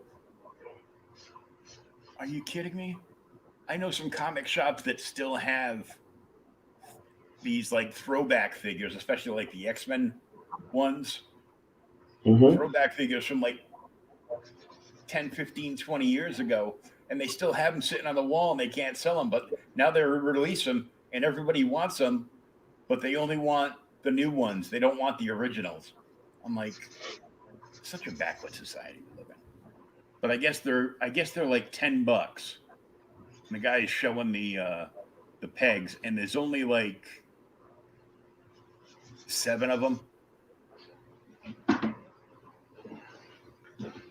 Oh wait, no, they are $20. He took them off pegs that were supposed to be something else and just spread them out so he could take a photo of them. Oh, they are $20? Yeah, they want $20 a piece for them. For like and a 3 5 points of articulation. 5 points of articulation, 3 3/4 inch figures. Yeah, so like a 4-inch figure. Yeah. So there's like a Star Wars figure. Yeah. So they're showing Electro, Captain America, Black Panther, Daredevil, Iceman, which of course is just a clear plastic figure, an Elektra, and an Iron Man. Jeez. And of course, right next to them are the new Marvel Legends line, which is apparently an X-Men line. There's characters that I don't know because I haven't like read the X-Men in like years. I started reading like the new series that came out like 2 years ago. Mm-hmm. And then they turned around and they pulled we're just going to make miniseries after miniseries. Some of them might be maxi series. And then when we come back and we relaunch everything yet again, we're going to have like 28 different titles. Oh, great. Oh, that's right. Disney owns you. They're like beating a dead horse into the ground. But I see like a Moira McTaggart, and I can't even tell what the figure's supposed to be. So I'm like, no, I was just hoping for a Moira McTaggart figure too. Yeah, I know, right? Yeah, that's what everybody was wanting for Christmas this past year. I'm sorry, my sarcasm is showing. Again?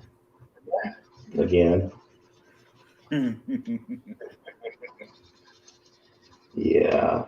I need a Rogue Marvel Legends, though. I don't know Yeah. why. I think I'm just kind of like fascinated by Rogue, and she's fun to draw. Oh, this is interesting. So, of course, we all know that Marvel is, since they bought Fox, they, gave the cease and desist letters to Dark Horse for, no more Aliens and Predator from you. We own Right. Yeah, even though they've been doing it and doing it well for decades. forever. Yeah. So, of course, Marvel's releasing their first Alien series. And, of course, they put Aliens on, like, everybody's covers last month. Mm-hmm. Like, even that Hulk 43 that they had the voluntary callback on for the supposed anti-Semitic thing, which was just basically an error from the artist or the letterer, whichever. So what they're doing is, I'm only seeing this because it's a post from Mike Mayhew. He was hired to obviously do a variant cover. Mm-hmm. So he's doing a variant cover, but he's doing a variant cover. He's doing a homage to the Uncanny X-Men, the original Brood storyline. After Wolverine was infected, and Wolverine's on the cover with his arms, extended out with his claws out, and he's got the fangs and he's all monstered up and everything. Yeah. So they've got the Queen the Queen Alien on the cover doing, basically in that same like Wolverine pose.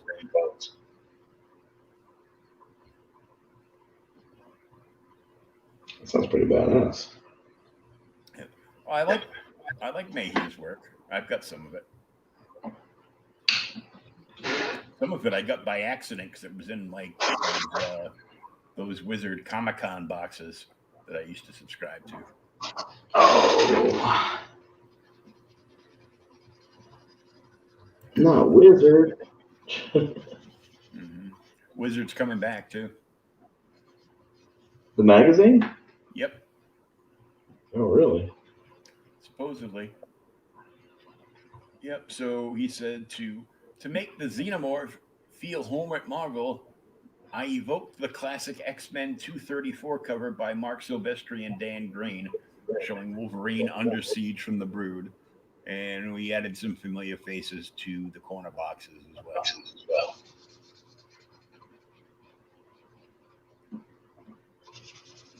Well, not one. It's the corner box is a busted egg. It's just like an alien egg, but there's there's. Oh, I see what he did. They did the alien egg up in the top corner box, and down in the bottom one that would normally have the barcode in it, unless it's direct, Mm-hmm. has like a black and white face hugger in it. Oh, that's cool. I was kind of curious to see what they were going to do with the xenomorphs, and I wonder if they'll do Predator too. Probably. So he's showing the set because, of course, you have to buy the set, because if you don't buy the set, we're not going to sell you the Virgin variant that you want, because that one's worth the money. So he's showing them like side by side, and then he's got like the upper half of the alien on his colors on the front, and I guess he signs them on the back. So he put the color cards across the top of the books.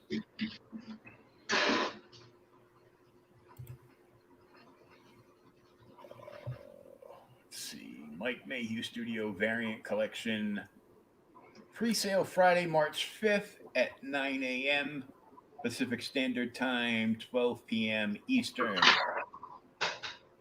Yeah, because what we want to do is give you hundreds of dollars before the book's even made or released. Well, that way, if it sucks, they can say they at least made money off of it. Yeah.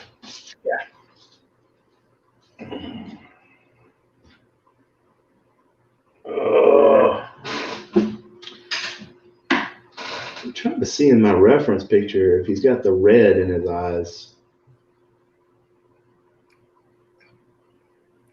It better put it next up.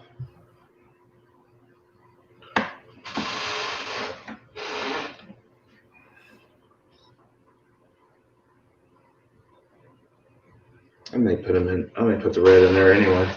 I think it looked pretty cool. Give him kind of like that bloodshot look. Yeah. I'll make my decision on that later. But right now, I'm just happy he doesn't look like Linda Hamilton.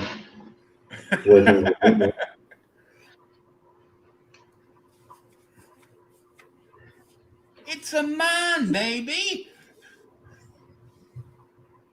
It's a man.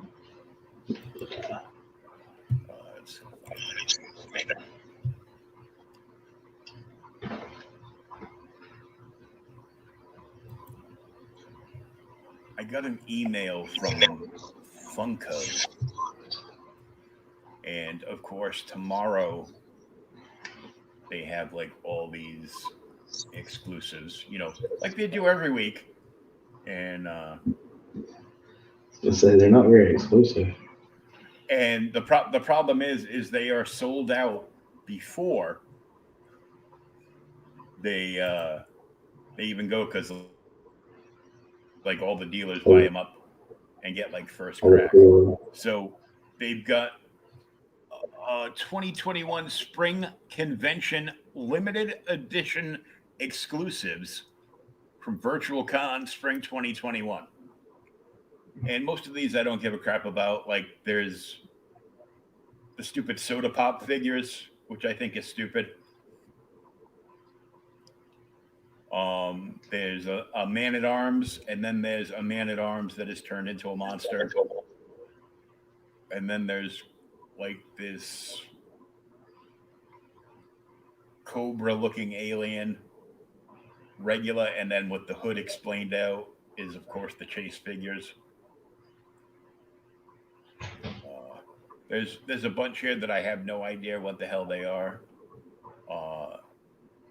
There's like a Teen Wolf playing basketball. One that I think is supposed to be the Lorax. But then there's an Underdog. And the one that originally caught my eye was a Dead Man. Oh yeah. And then I really looked at the post and saw that there is a Thundar the Barbarian 3-pack bundle of Ukla, Thundar, and Ariel. Oh, I'm down. I'm like, dude, that was my jam back in the day. Oh, hell yeah. I would love, you know what? I'm going to draw that shit too. Thundar should be next month. You know what? It probably will be. I think you're Jedi mind tricking me about my feature. Well, because you came up with doing the Joker, and I was like, you know what? Fuck it, let's do the Joker. I'm gonna share that. I'm gonna share that screen because where are we? Here we go. There it is. Hell yeah.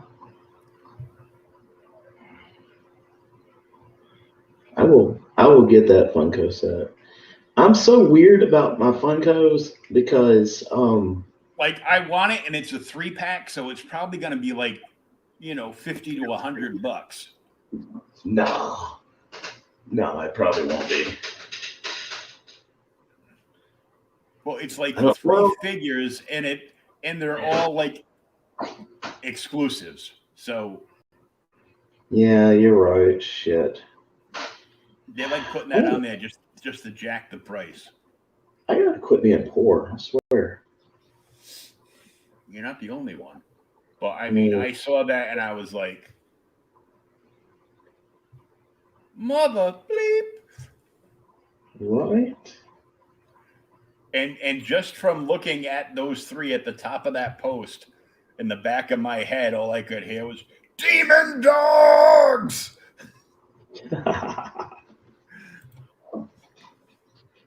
I'm sporadic as hell about my pop figures. I've got 2 Bob Ross ones. I put a Bob Ross one in the studio just so I could have good juju for drawing clouds because I can't. And I got a Slash from Guns N' Roses because, why not? Rock on. And got a couple of Avatar pops. I didn't buy any for the longest time because the original owner of the Pops company sold it because he didn't want to flood the market with everything, all Disney like. And then his partner was like, no, to move forward, we have to branch out and do this and this and this, and we have to make a pop out of anything that has ever been created, real or fake, don't matter. They remind me of Mego in that sense. They remind me more of Beanie Babies. Yeah. And I'm waiting for the pop market to crash and them to go out so that I can wait 6 months and then actually afford to buy the ones that I wanted in the first place.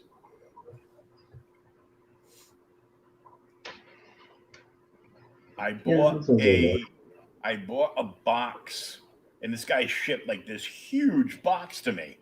It wasn't deep, but I bought right after Guardians of the Galaxy came out. This guy put up a set of the Guardians of the Galaxy pops at the time out, and it had two Groots. It had a regular Groot, and it had a dancing Groot, and then one of each of the rest of the Guardians. Yes. That's cool. And plus he had like an exclusive, probably like Hot Topic or something, Harlequin. So I bought that one too. So all in like this huge box. I go, well, now I got to take the Harley out and replace it with my glow in the dark Groot that was the Loot Crate exclusive that didn't sell during my last reply auction. So I'm gonna try to sell like that entire box.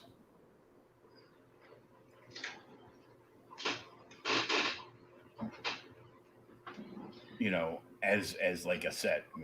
Here's the Guardians of the Galaxy, 3 different Groots. Regular, dancing, which is just, a head wobbler.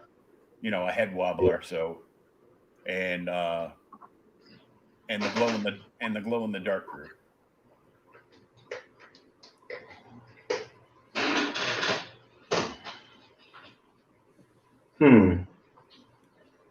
But then I started buying I ended up buying like a bunch of the 1966 pops, the Batman 66 pops.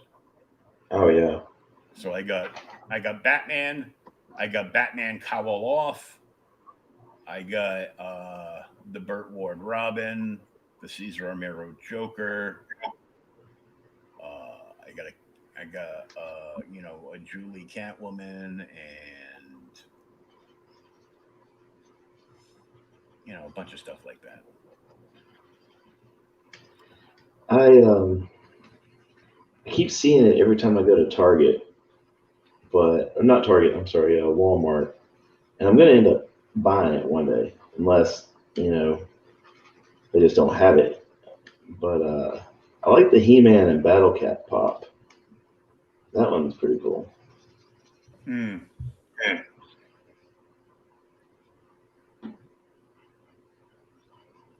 But I just like He-Man and Battle Cat.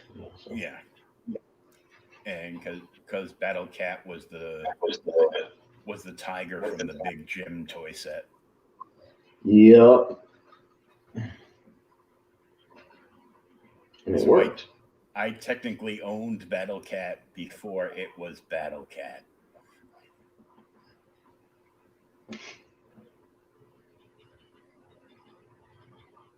Cool, man.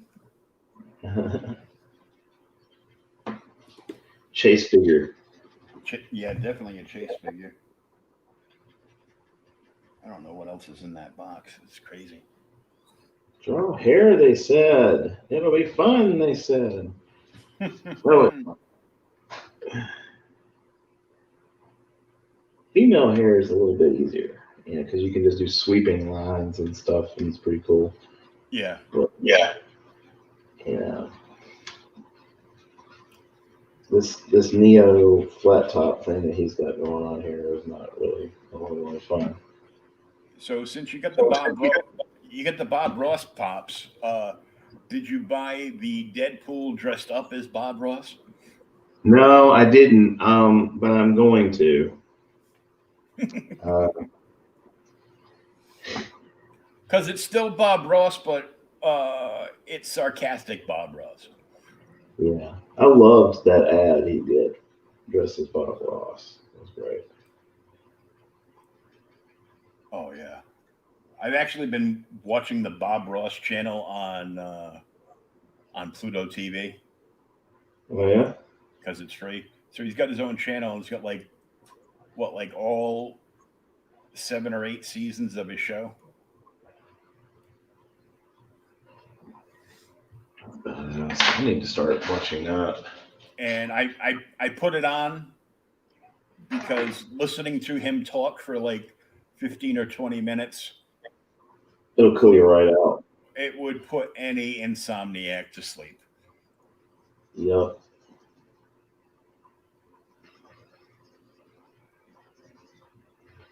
I mean, you can be full on world breaker pissed and watch 20 minutes of Bob Ross, and you're like, you know what? I'm okay.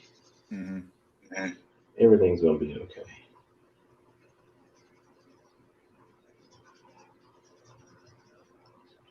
I should do that tomorrow night. I Do should what? do that tomorrow night when my kid's mother's supposed to bring her over for like dinner and to hang out with me for a while. Oh, yeah, definitely.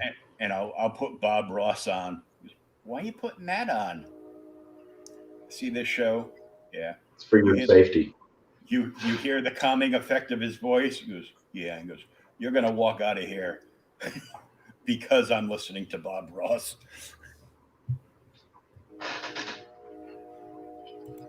I can admit it, man. I've had to put on some Bob Ross to calm down a couple of times. Oh yeah. That and I used to watch the show all the time because it was just it just amazed me. And then my aunt from over the bridge in Newport started taking painting classes, with somebody similar to Bob Ross, but somebody local.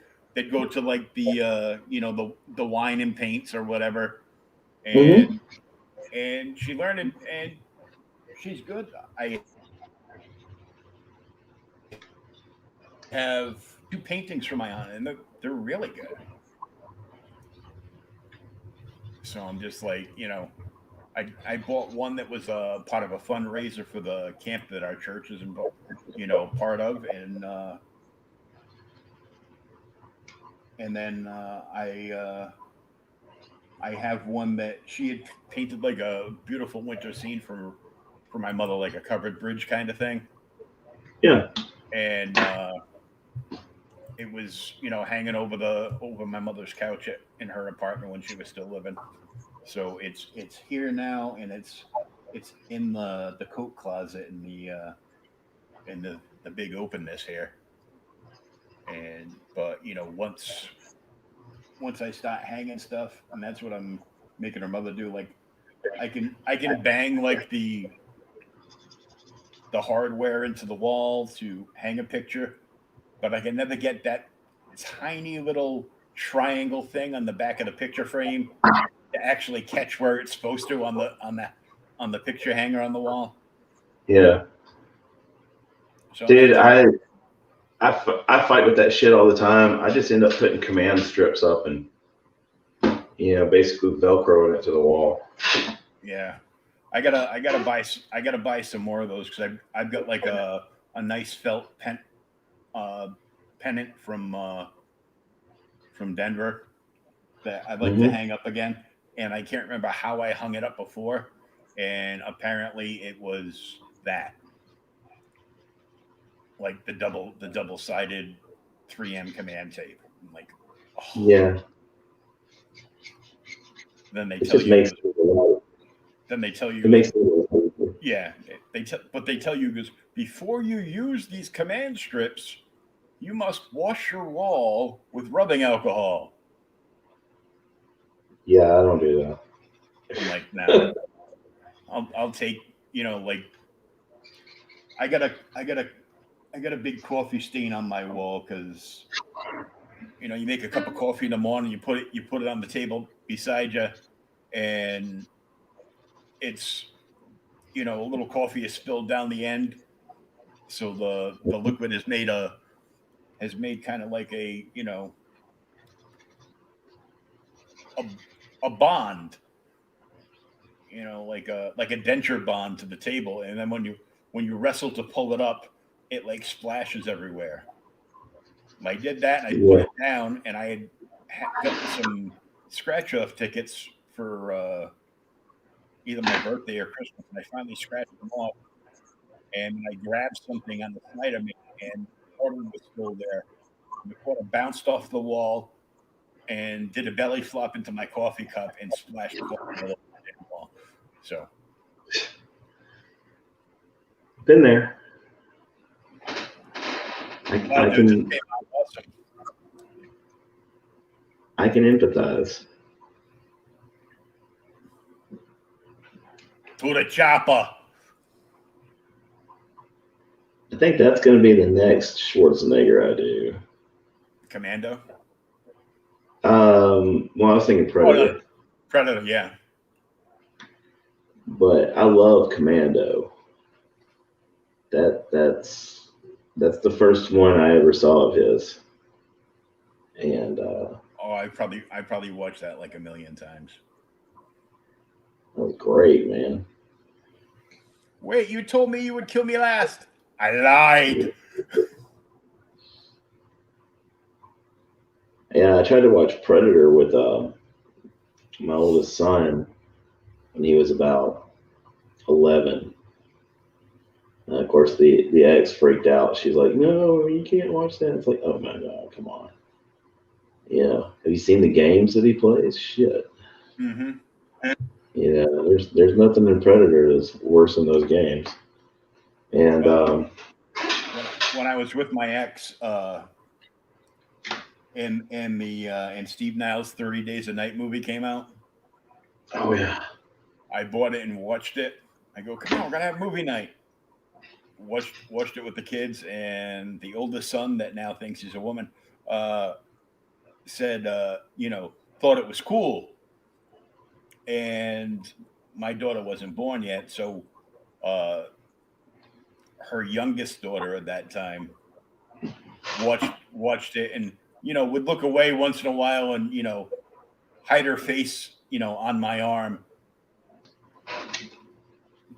But the youngest son watched it, and apparently I gave him nightmares for about 12 years. oh god, Like he couldn't watch like anything else with a vampire in it. He couldn't like even read like a Blade comic book. oh wow, And I'm like, "Oh, sorry." yeah, oops. And but proud of the kid now. He's joining the military, so I'd say he's recovered. mhm, smart Yeah, kid. my daughter, my 19-year-old told me that I had scarred her when she was little because I would watch The Walking Dead, Hmm. and she would hear the walker Oh yeah, grind. music. Yeah. Oh yeah, the music too, but she would hear that. Oh, the groan. Yeah. Oh man, and she'd hear it in her bedroom because I wasn't letting her watch it. She's like, And that shit fucked me up. I'm like, okay, I'm sorry. Yeah, I didn't mean to. And then you go, "What are you doing tonight?" "Oh, my friends and I are going to the drive-thru to watch Saw 7." Well, it didn't mess you up that bad, I guess.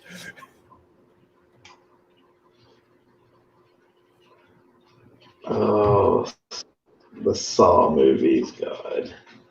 Yeah, that's the thing there. That's interesting because it's like my ex was giving me shit over letting the kids watch certain movies and stuff like that, but her mother was letting the kids watch Saw when they were little. It's like, okay. Didn't think anything was wrong. It's like a midget with a funny mask on, and he's riding a tricycle. Yeah. Yeah, and chopping people up into bits. Yep. Making them chop themselves up into bits. Mm-hmm. I will admit, I mean, it's pretty creative the way they did everything in it, but that's not gonna work. Hey, have you ever put together and painted a vinyl model? No. Because I've got one, and I started to paint it like years ago, and then realized there's no way in hell that I can do this because I didn't have the patience for it. Because apparently you have to get a hair dryer, and you got to get the hair dryer like uber hot and hold it against, and basically put the vinyl pieces like on a spigot to make it soft enough so that you can cut off the excess with a like an X-Acto knife? Yeah, like an X-Acto knife. And then you have to make the joints that fit into other joints so soft that so they can like push up in them and actually, stay there. And I'm like, oh. So I've got like this Captain America vinyl model that I'm trying to find somebody that knows, has some experience with putting together vinyl models and is a good artist to strip down most of what I've done, especially on the shield because it didn't take good, and redo it. And then I want to take it and I want to donate it to my friend's store. Him and his wife have a store called Pow Science. Oh, cool. And he's passed away now. He died a few years back from complications from the flu.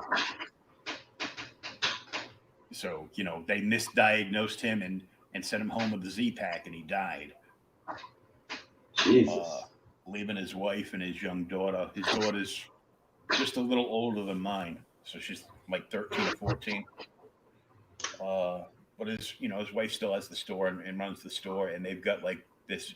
He used to cosplay as Captain America, like he built his own Captain America costume, and he used to be like a big comic head, and then got out of it for like a long time. And then when the MCU came around, he got back into it, and he started, dressing up in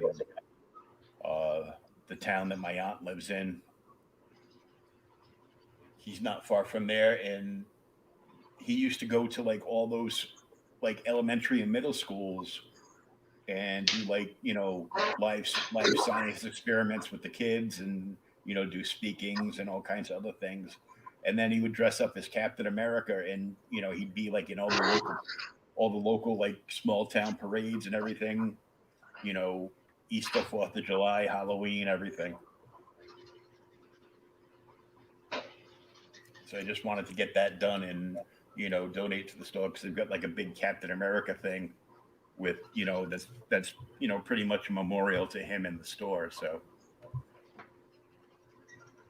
No, that sounds amazing, man. I would volunteer to do it, but I have never done one of those models. So I think I might screw it up. Yeah, I'll find somebody. I already screwed it up myself, so I didn't damage any of the pieces, but I have a friend who, those Warhammer miniatures. Oh yeah. Yeah, I got a friend who paints those, and I mean, that's like Tibetan monk level of patience. Yeah, there's no way to do. There's no way I could do that. Yeah, that's just like, we're gonna make you pay like, $3,000 a month to play this game that you really like, and then we're gonna make you build all the things yourself and paint them yourself. Yeah, Well, how much of the things? Well, each character is probably going to be about $30, and the vehicles are going to start at like 150. that's basically it. I mean, it's impressive to see him paint these things, but man, there's no way I'm doing it. Well, I love this post. When WAP by Cardi B is the song of the year, while Dr. Zeus is flagged and banned as inappropriate, you just know the world has lost its way. And you are not lying.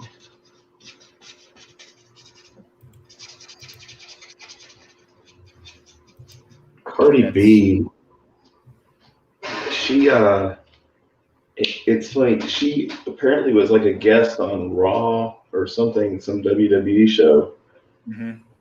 and one of the female wrestlers said something to her, like in character, because that's what it is. Yep. And she apparently like Noah gave her the memo that that it's not like for reals. So she got all pissed off on Twitter about it. It's like, you do realize it's not real, right? Mm-hmm. I won't call it fake, but Well, the physicality is 100% real, yeah. but I love this. I love this shirt. I'm just checking out like things that are like popping up in images and stuff. Well, we're going back and forth, and somebody listed this shirt. It's in the middle. It is 3 pints of Guinness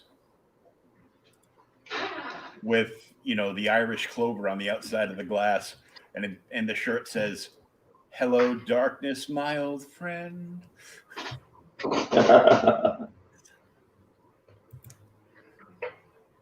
Oh man, you gotta love a beer you can drink with a fork. Oh man, are you kidding? I used to have guys at the club when I got off shift because I could get, they'd allow, unless somebody did something stupid, and then he would suspend it.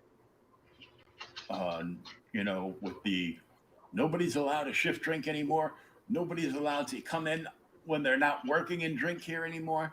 If you're not working and you're in the building, you're fired. Yeah, As long as he wasn't in that mood, we could have a shift drink afterwards. So I would like always get a Guinness when I was leaving. And I would like tip the pint and it would just disappear, which would impress a bunch of the older guys sitting around the bar. Well, what was that? Like, oh, my drink? He goes, yeah. You go, it was a Guinness. You just drank a Guinness like that? I go, well, yeah, I'm Irish. What do you want? yeah. How else are you supposed to drink it? He goes, how fast was that? I go, I don't know. And then all of a sudden, like 3 guys are like yelling at the bartender. We're all buying him a beer. We want to watch this again. Next thing I know, I've been standing at the bar for like all of like 5 minutes, and I've already put down a 6-pack of Guinness. Jeez. And the bartender didn't care because these guys were paying for drinks. And these guys all tipped good. Then the boss comes over. What are you doing? I go, I got a shift drink. He goes, you banged down the Guinness and you impressed them and they wanted to see you do it again, huh? Like, yeah. And they'd be like, get him 2 more. And I just start shaking my head. He goes, and if you're late tomorrow, you're fired. I'm like, geez. Like I should clock back in for this. Yeah, one of them set a stopwatch on their iPhone and timed me, and I put down a pint of Guinness in 12.7 seconds. Good God.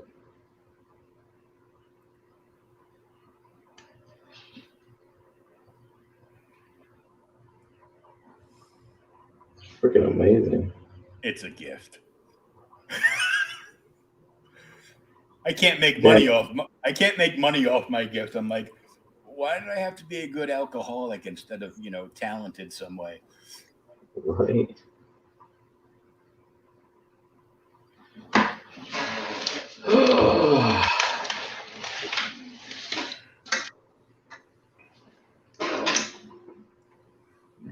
The fun part of drawing little hair. You see why I saved it for last? Mm-hmm. It's pretty tough to tell which is which if we weren't watching you paint his hair. Oh, yeah? Well, that makes me happy.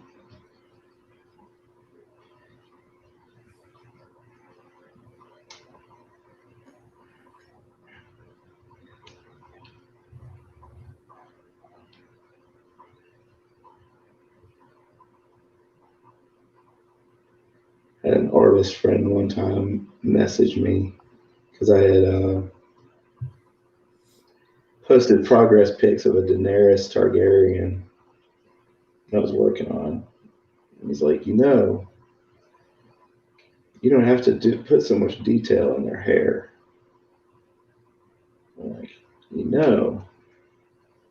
that's why I charge more than you do.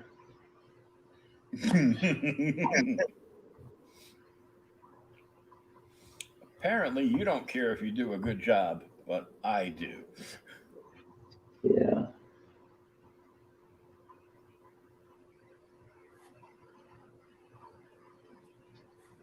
I mean, it's not really that hard. I mean, especially with hair, you can get kind of random with it. I mean, I'm not, I'm going to add a bunch of gray tones into this area here. It's really going to blend out what I'm doing right now. But what does show up will look pretty cool. So, it's. So if you like this Terminator, you can claim it. Yeah. Busted my ass for you people. Yeah, really. You can claim the original, or you can pre-order prints of the finished piece. Yep.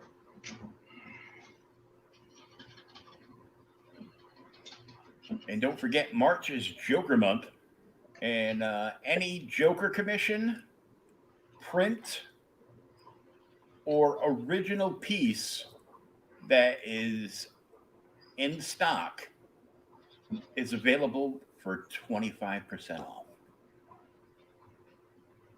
Yes, 25% off. And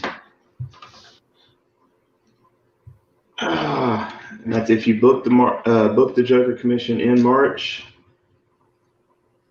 Don't know what April's featured character will be, but if I keep talking to William, I'm sure he'll put some idea in my head. It could be Thunder the Barbarian. We don't know. It damn well could be. Going with that 80s nostalgia. Oh, I figured out why I started doing a couple of Terminator pieces. And it's funny because, sometimes I'm watching YouTube videos or stuff on Instagram and I'm half asleep, so I don't realize that it's kind of registered in my head. But I watch a lot of Alex Ross on Instagram, his videos that he posts, which I worship Alex Ross. I would totally fanboy if I ever met him. And not anymore. Huh? Not anymore. He's dead. Alex Ross? Yeah. Oh no. Oh, you're seeing Alex Ross. I'm thinking Bob Ross. Oh no. Wrong Ross. Never mind. Holy shit. Well, but I was watching this Alex Ross Instagram video, and he referenced some of his early stuff that he did, and I didn't even realize it. But he did these beautiful painted covers for a Dark Horse series called Terminator: Burning Earth. Oh yeah. Yeah. And I had those when I was a kid. And I mean, it's literally a book that I bought just because of the cover. Yeah. I got it in like $1 bin or something. It was crazy. It was pretty cheap. So, and to this day, it's one of the books that I still have from then. It survived the Great Purge, things like that. So, and seeing that was an Alex Ross cover, because I didn't notice it when I was a kid. I just thought it was a gorgeous painting. And so I guess that just kind of stuck in my head and made me want to start drawing Terminator stuff. Well, I get, like, I'm on his mailing list, so I get stuff from him all the time. And the whole charging for signatures thing kills me. I know why, why he does it, but now, like, every time he does a cover or they're like revisiting covers that he's done, Mm-hmm. and he'll put them up, he'll put them up on his site, and it's like, you can't actually buy them. You have to sign up on a waiting list and see who comes through with the cash first, to buy them. And he put up like a whole slew of the JSA covers that he did. And, he didn't have all of them, but he had like most of them. And it's like $50 signed. Click here to get on the waiting list. I'm like, Can't I just give you $50 and get a signed one? yeah, really?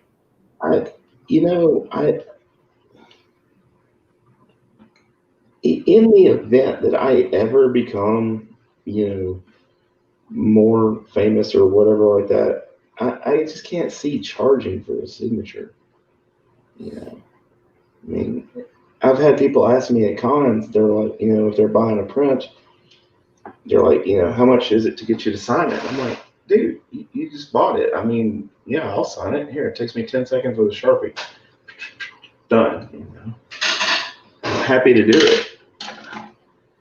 And I just don't understand the whole notion behind charging for a signature. Yeah, most guys and ladies, that are doing like prints and stuff, they automatically usually sign all their stuff anyhow. And I found from talking to, various people in the biz over the years, for them, there's some people that just don't like things signed, but they like the work. Yeah. But 9 out of 10 times, a person that wants to buy like a bunch of somebody's prints, but they don't want them to sign it, is because they're going to buy those and they're going to put them up at their table and pass them off, which is something that really pisses me off. Yeah, I've seen that.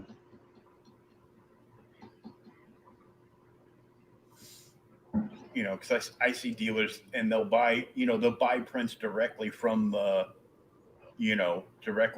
artist, and then they'll charge, they'll charge like $5 or $10 more for them because they went to the convention and they paid to get into the convention, and they stood in line, and they had all their employees there, standing in line at various tables for people they wanted to buy them from, and I can understand that, especially if it's like a popular artist. They go to like Ebass's table, and they basically are doing like a live sale on Facebook while they're at the convention there, and people are just like claiming certain prints as they're showing them off. I want to be that famous. Well, you never know. Yeah, it'd be kind of cool. But it's so weird, the whole print thing at cons, because I didn't used to do prints at all.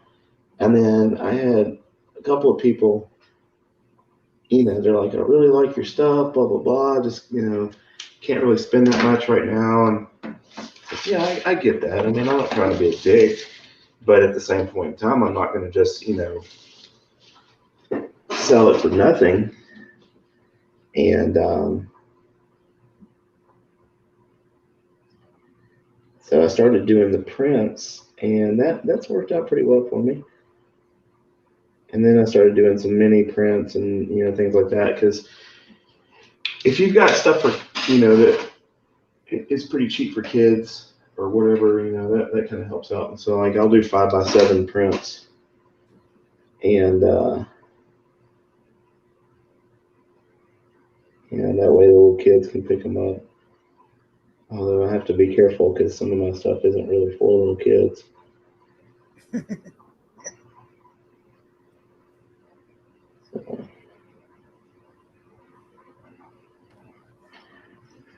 All right, cool. We did go with red. Yay! Red up in here.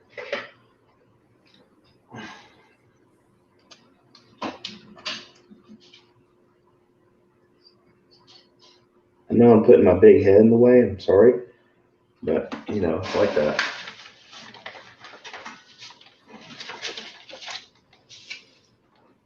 That's awesome. Behold, the governor. It is finished. Yeah.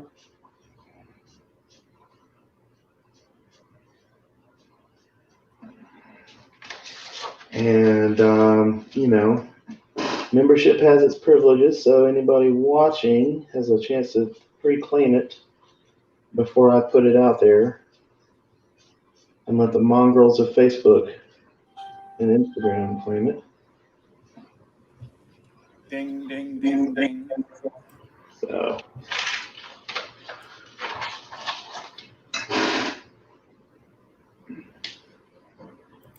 and of course,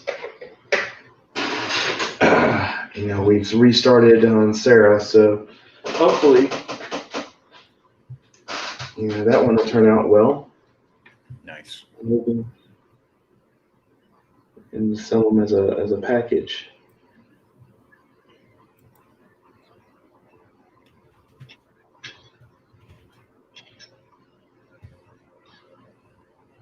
Very cool. Very cool. Bob Ross says you gotta sign it. Mm-hmm.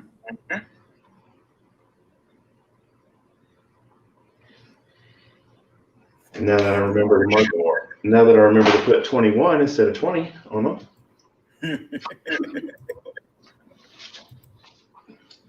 So behold, kids. The Terminator. Yeah.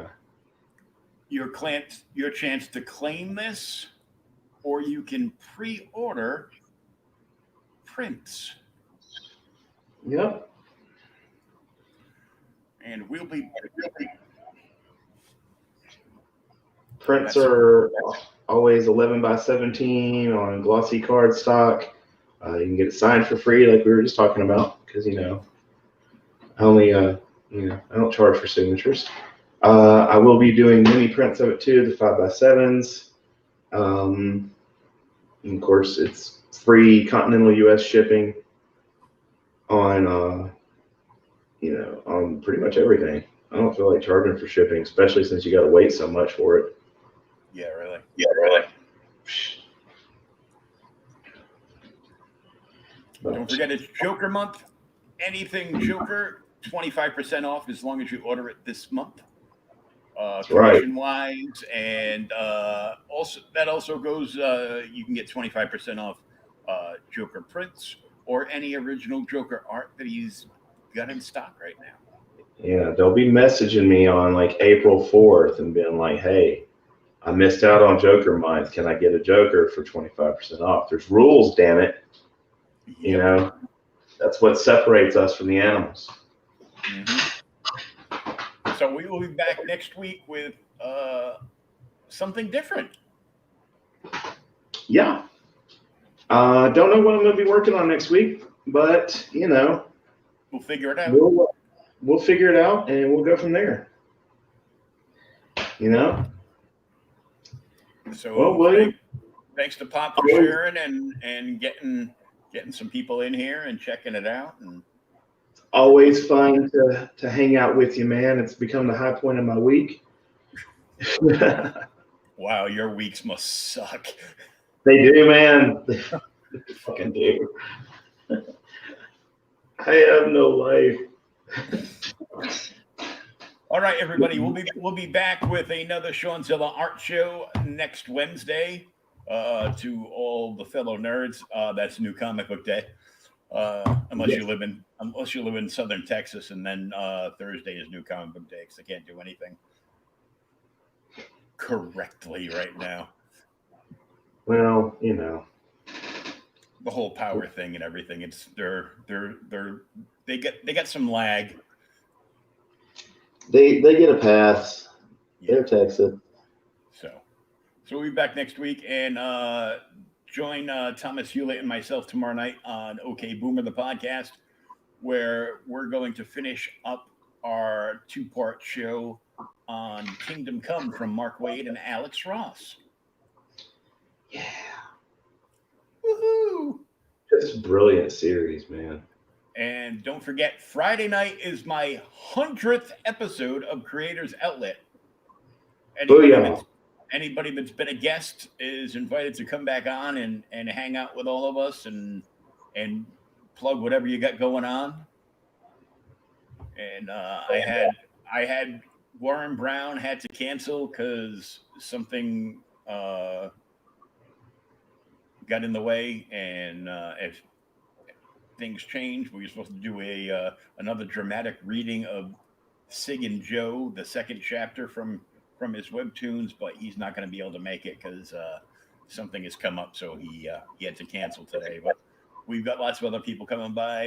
The guys from Lost in Comics over on YouTube are going to come over and hang out and do like a little segment, and we'll see what else we can cook up. But there's going to be plenty of people coming on by, and hopefully everybody will be there and won't just be me talking to myself like I am now, apparently. So. You're not talking to yourself. Oh, that's right. Oh, you're still here. Yeah. Yeah, I'm still here. I didn't hear you say anything, so I was like, oh, did he freeze? No, man.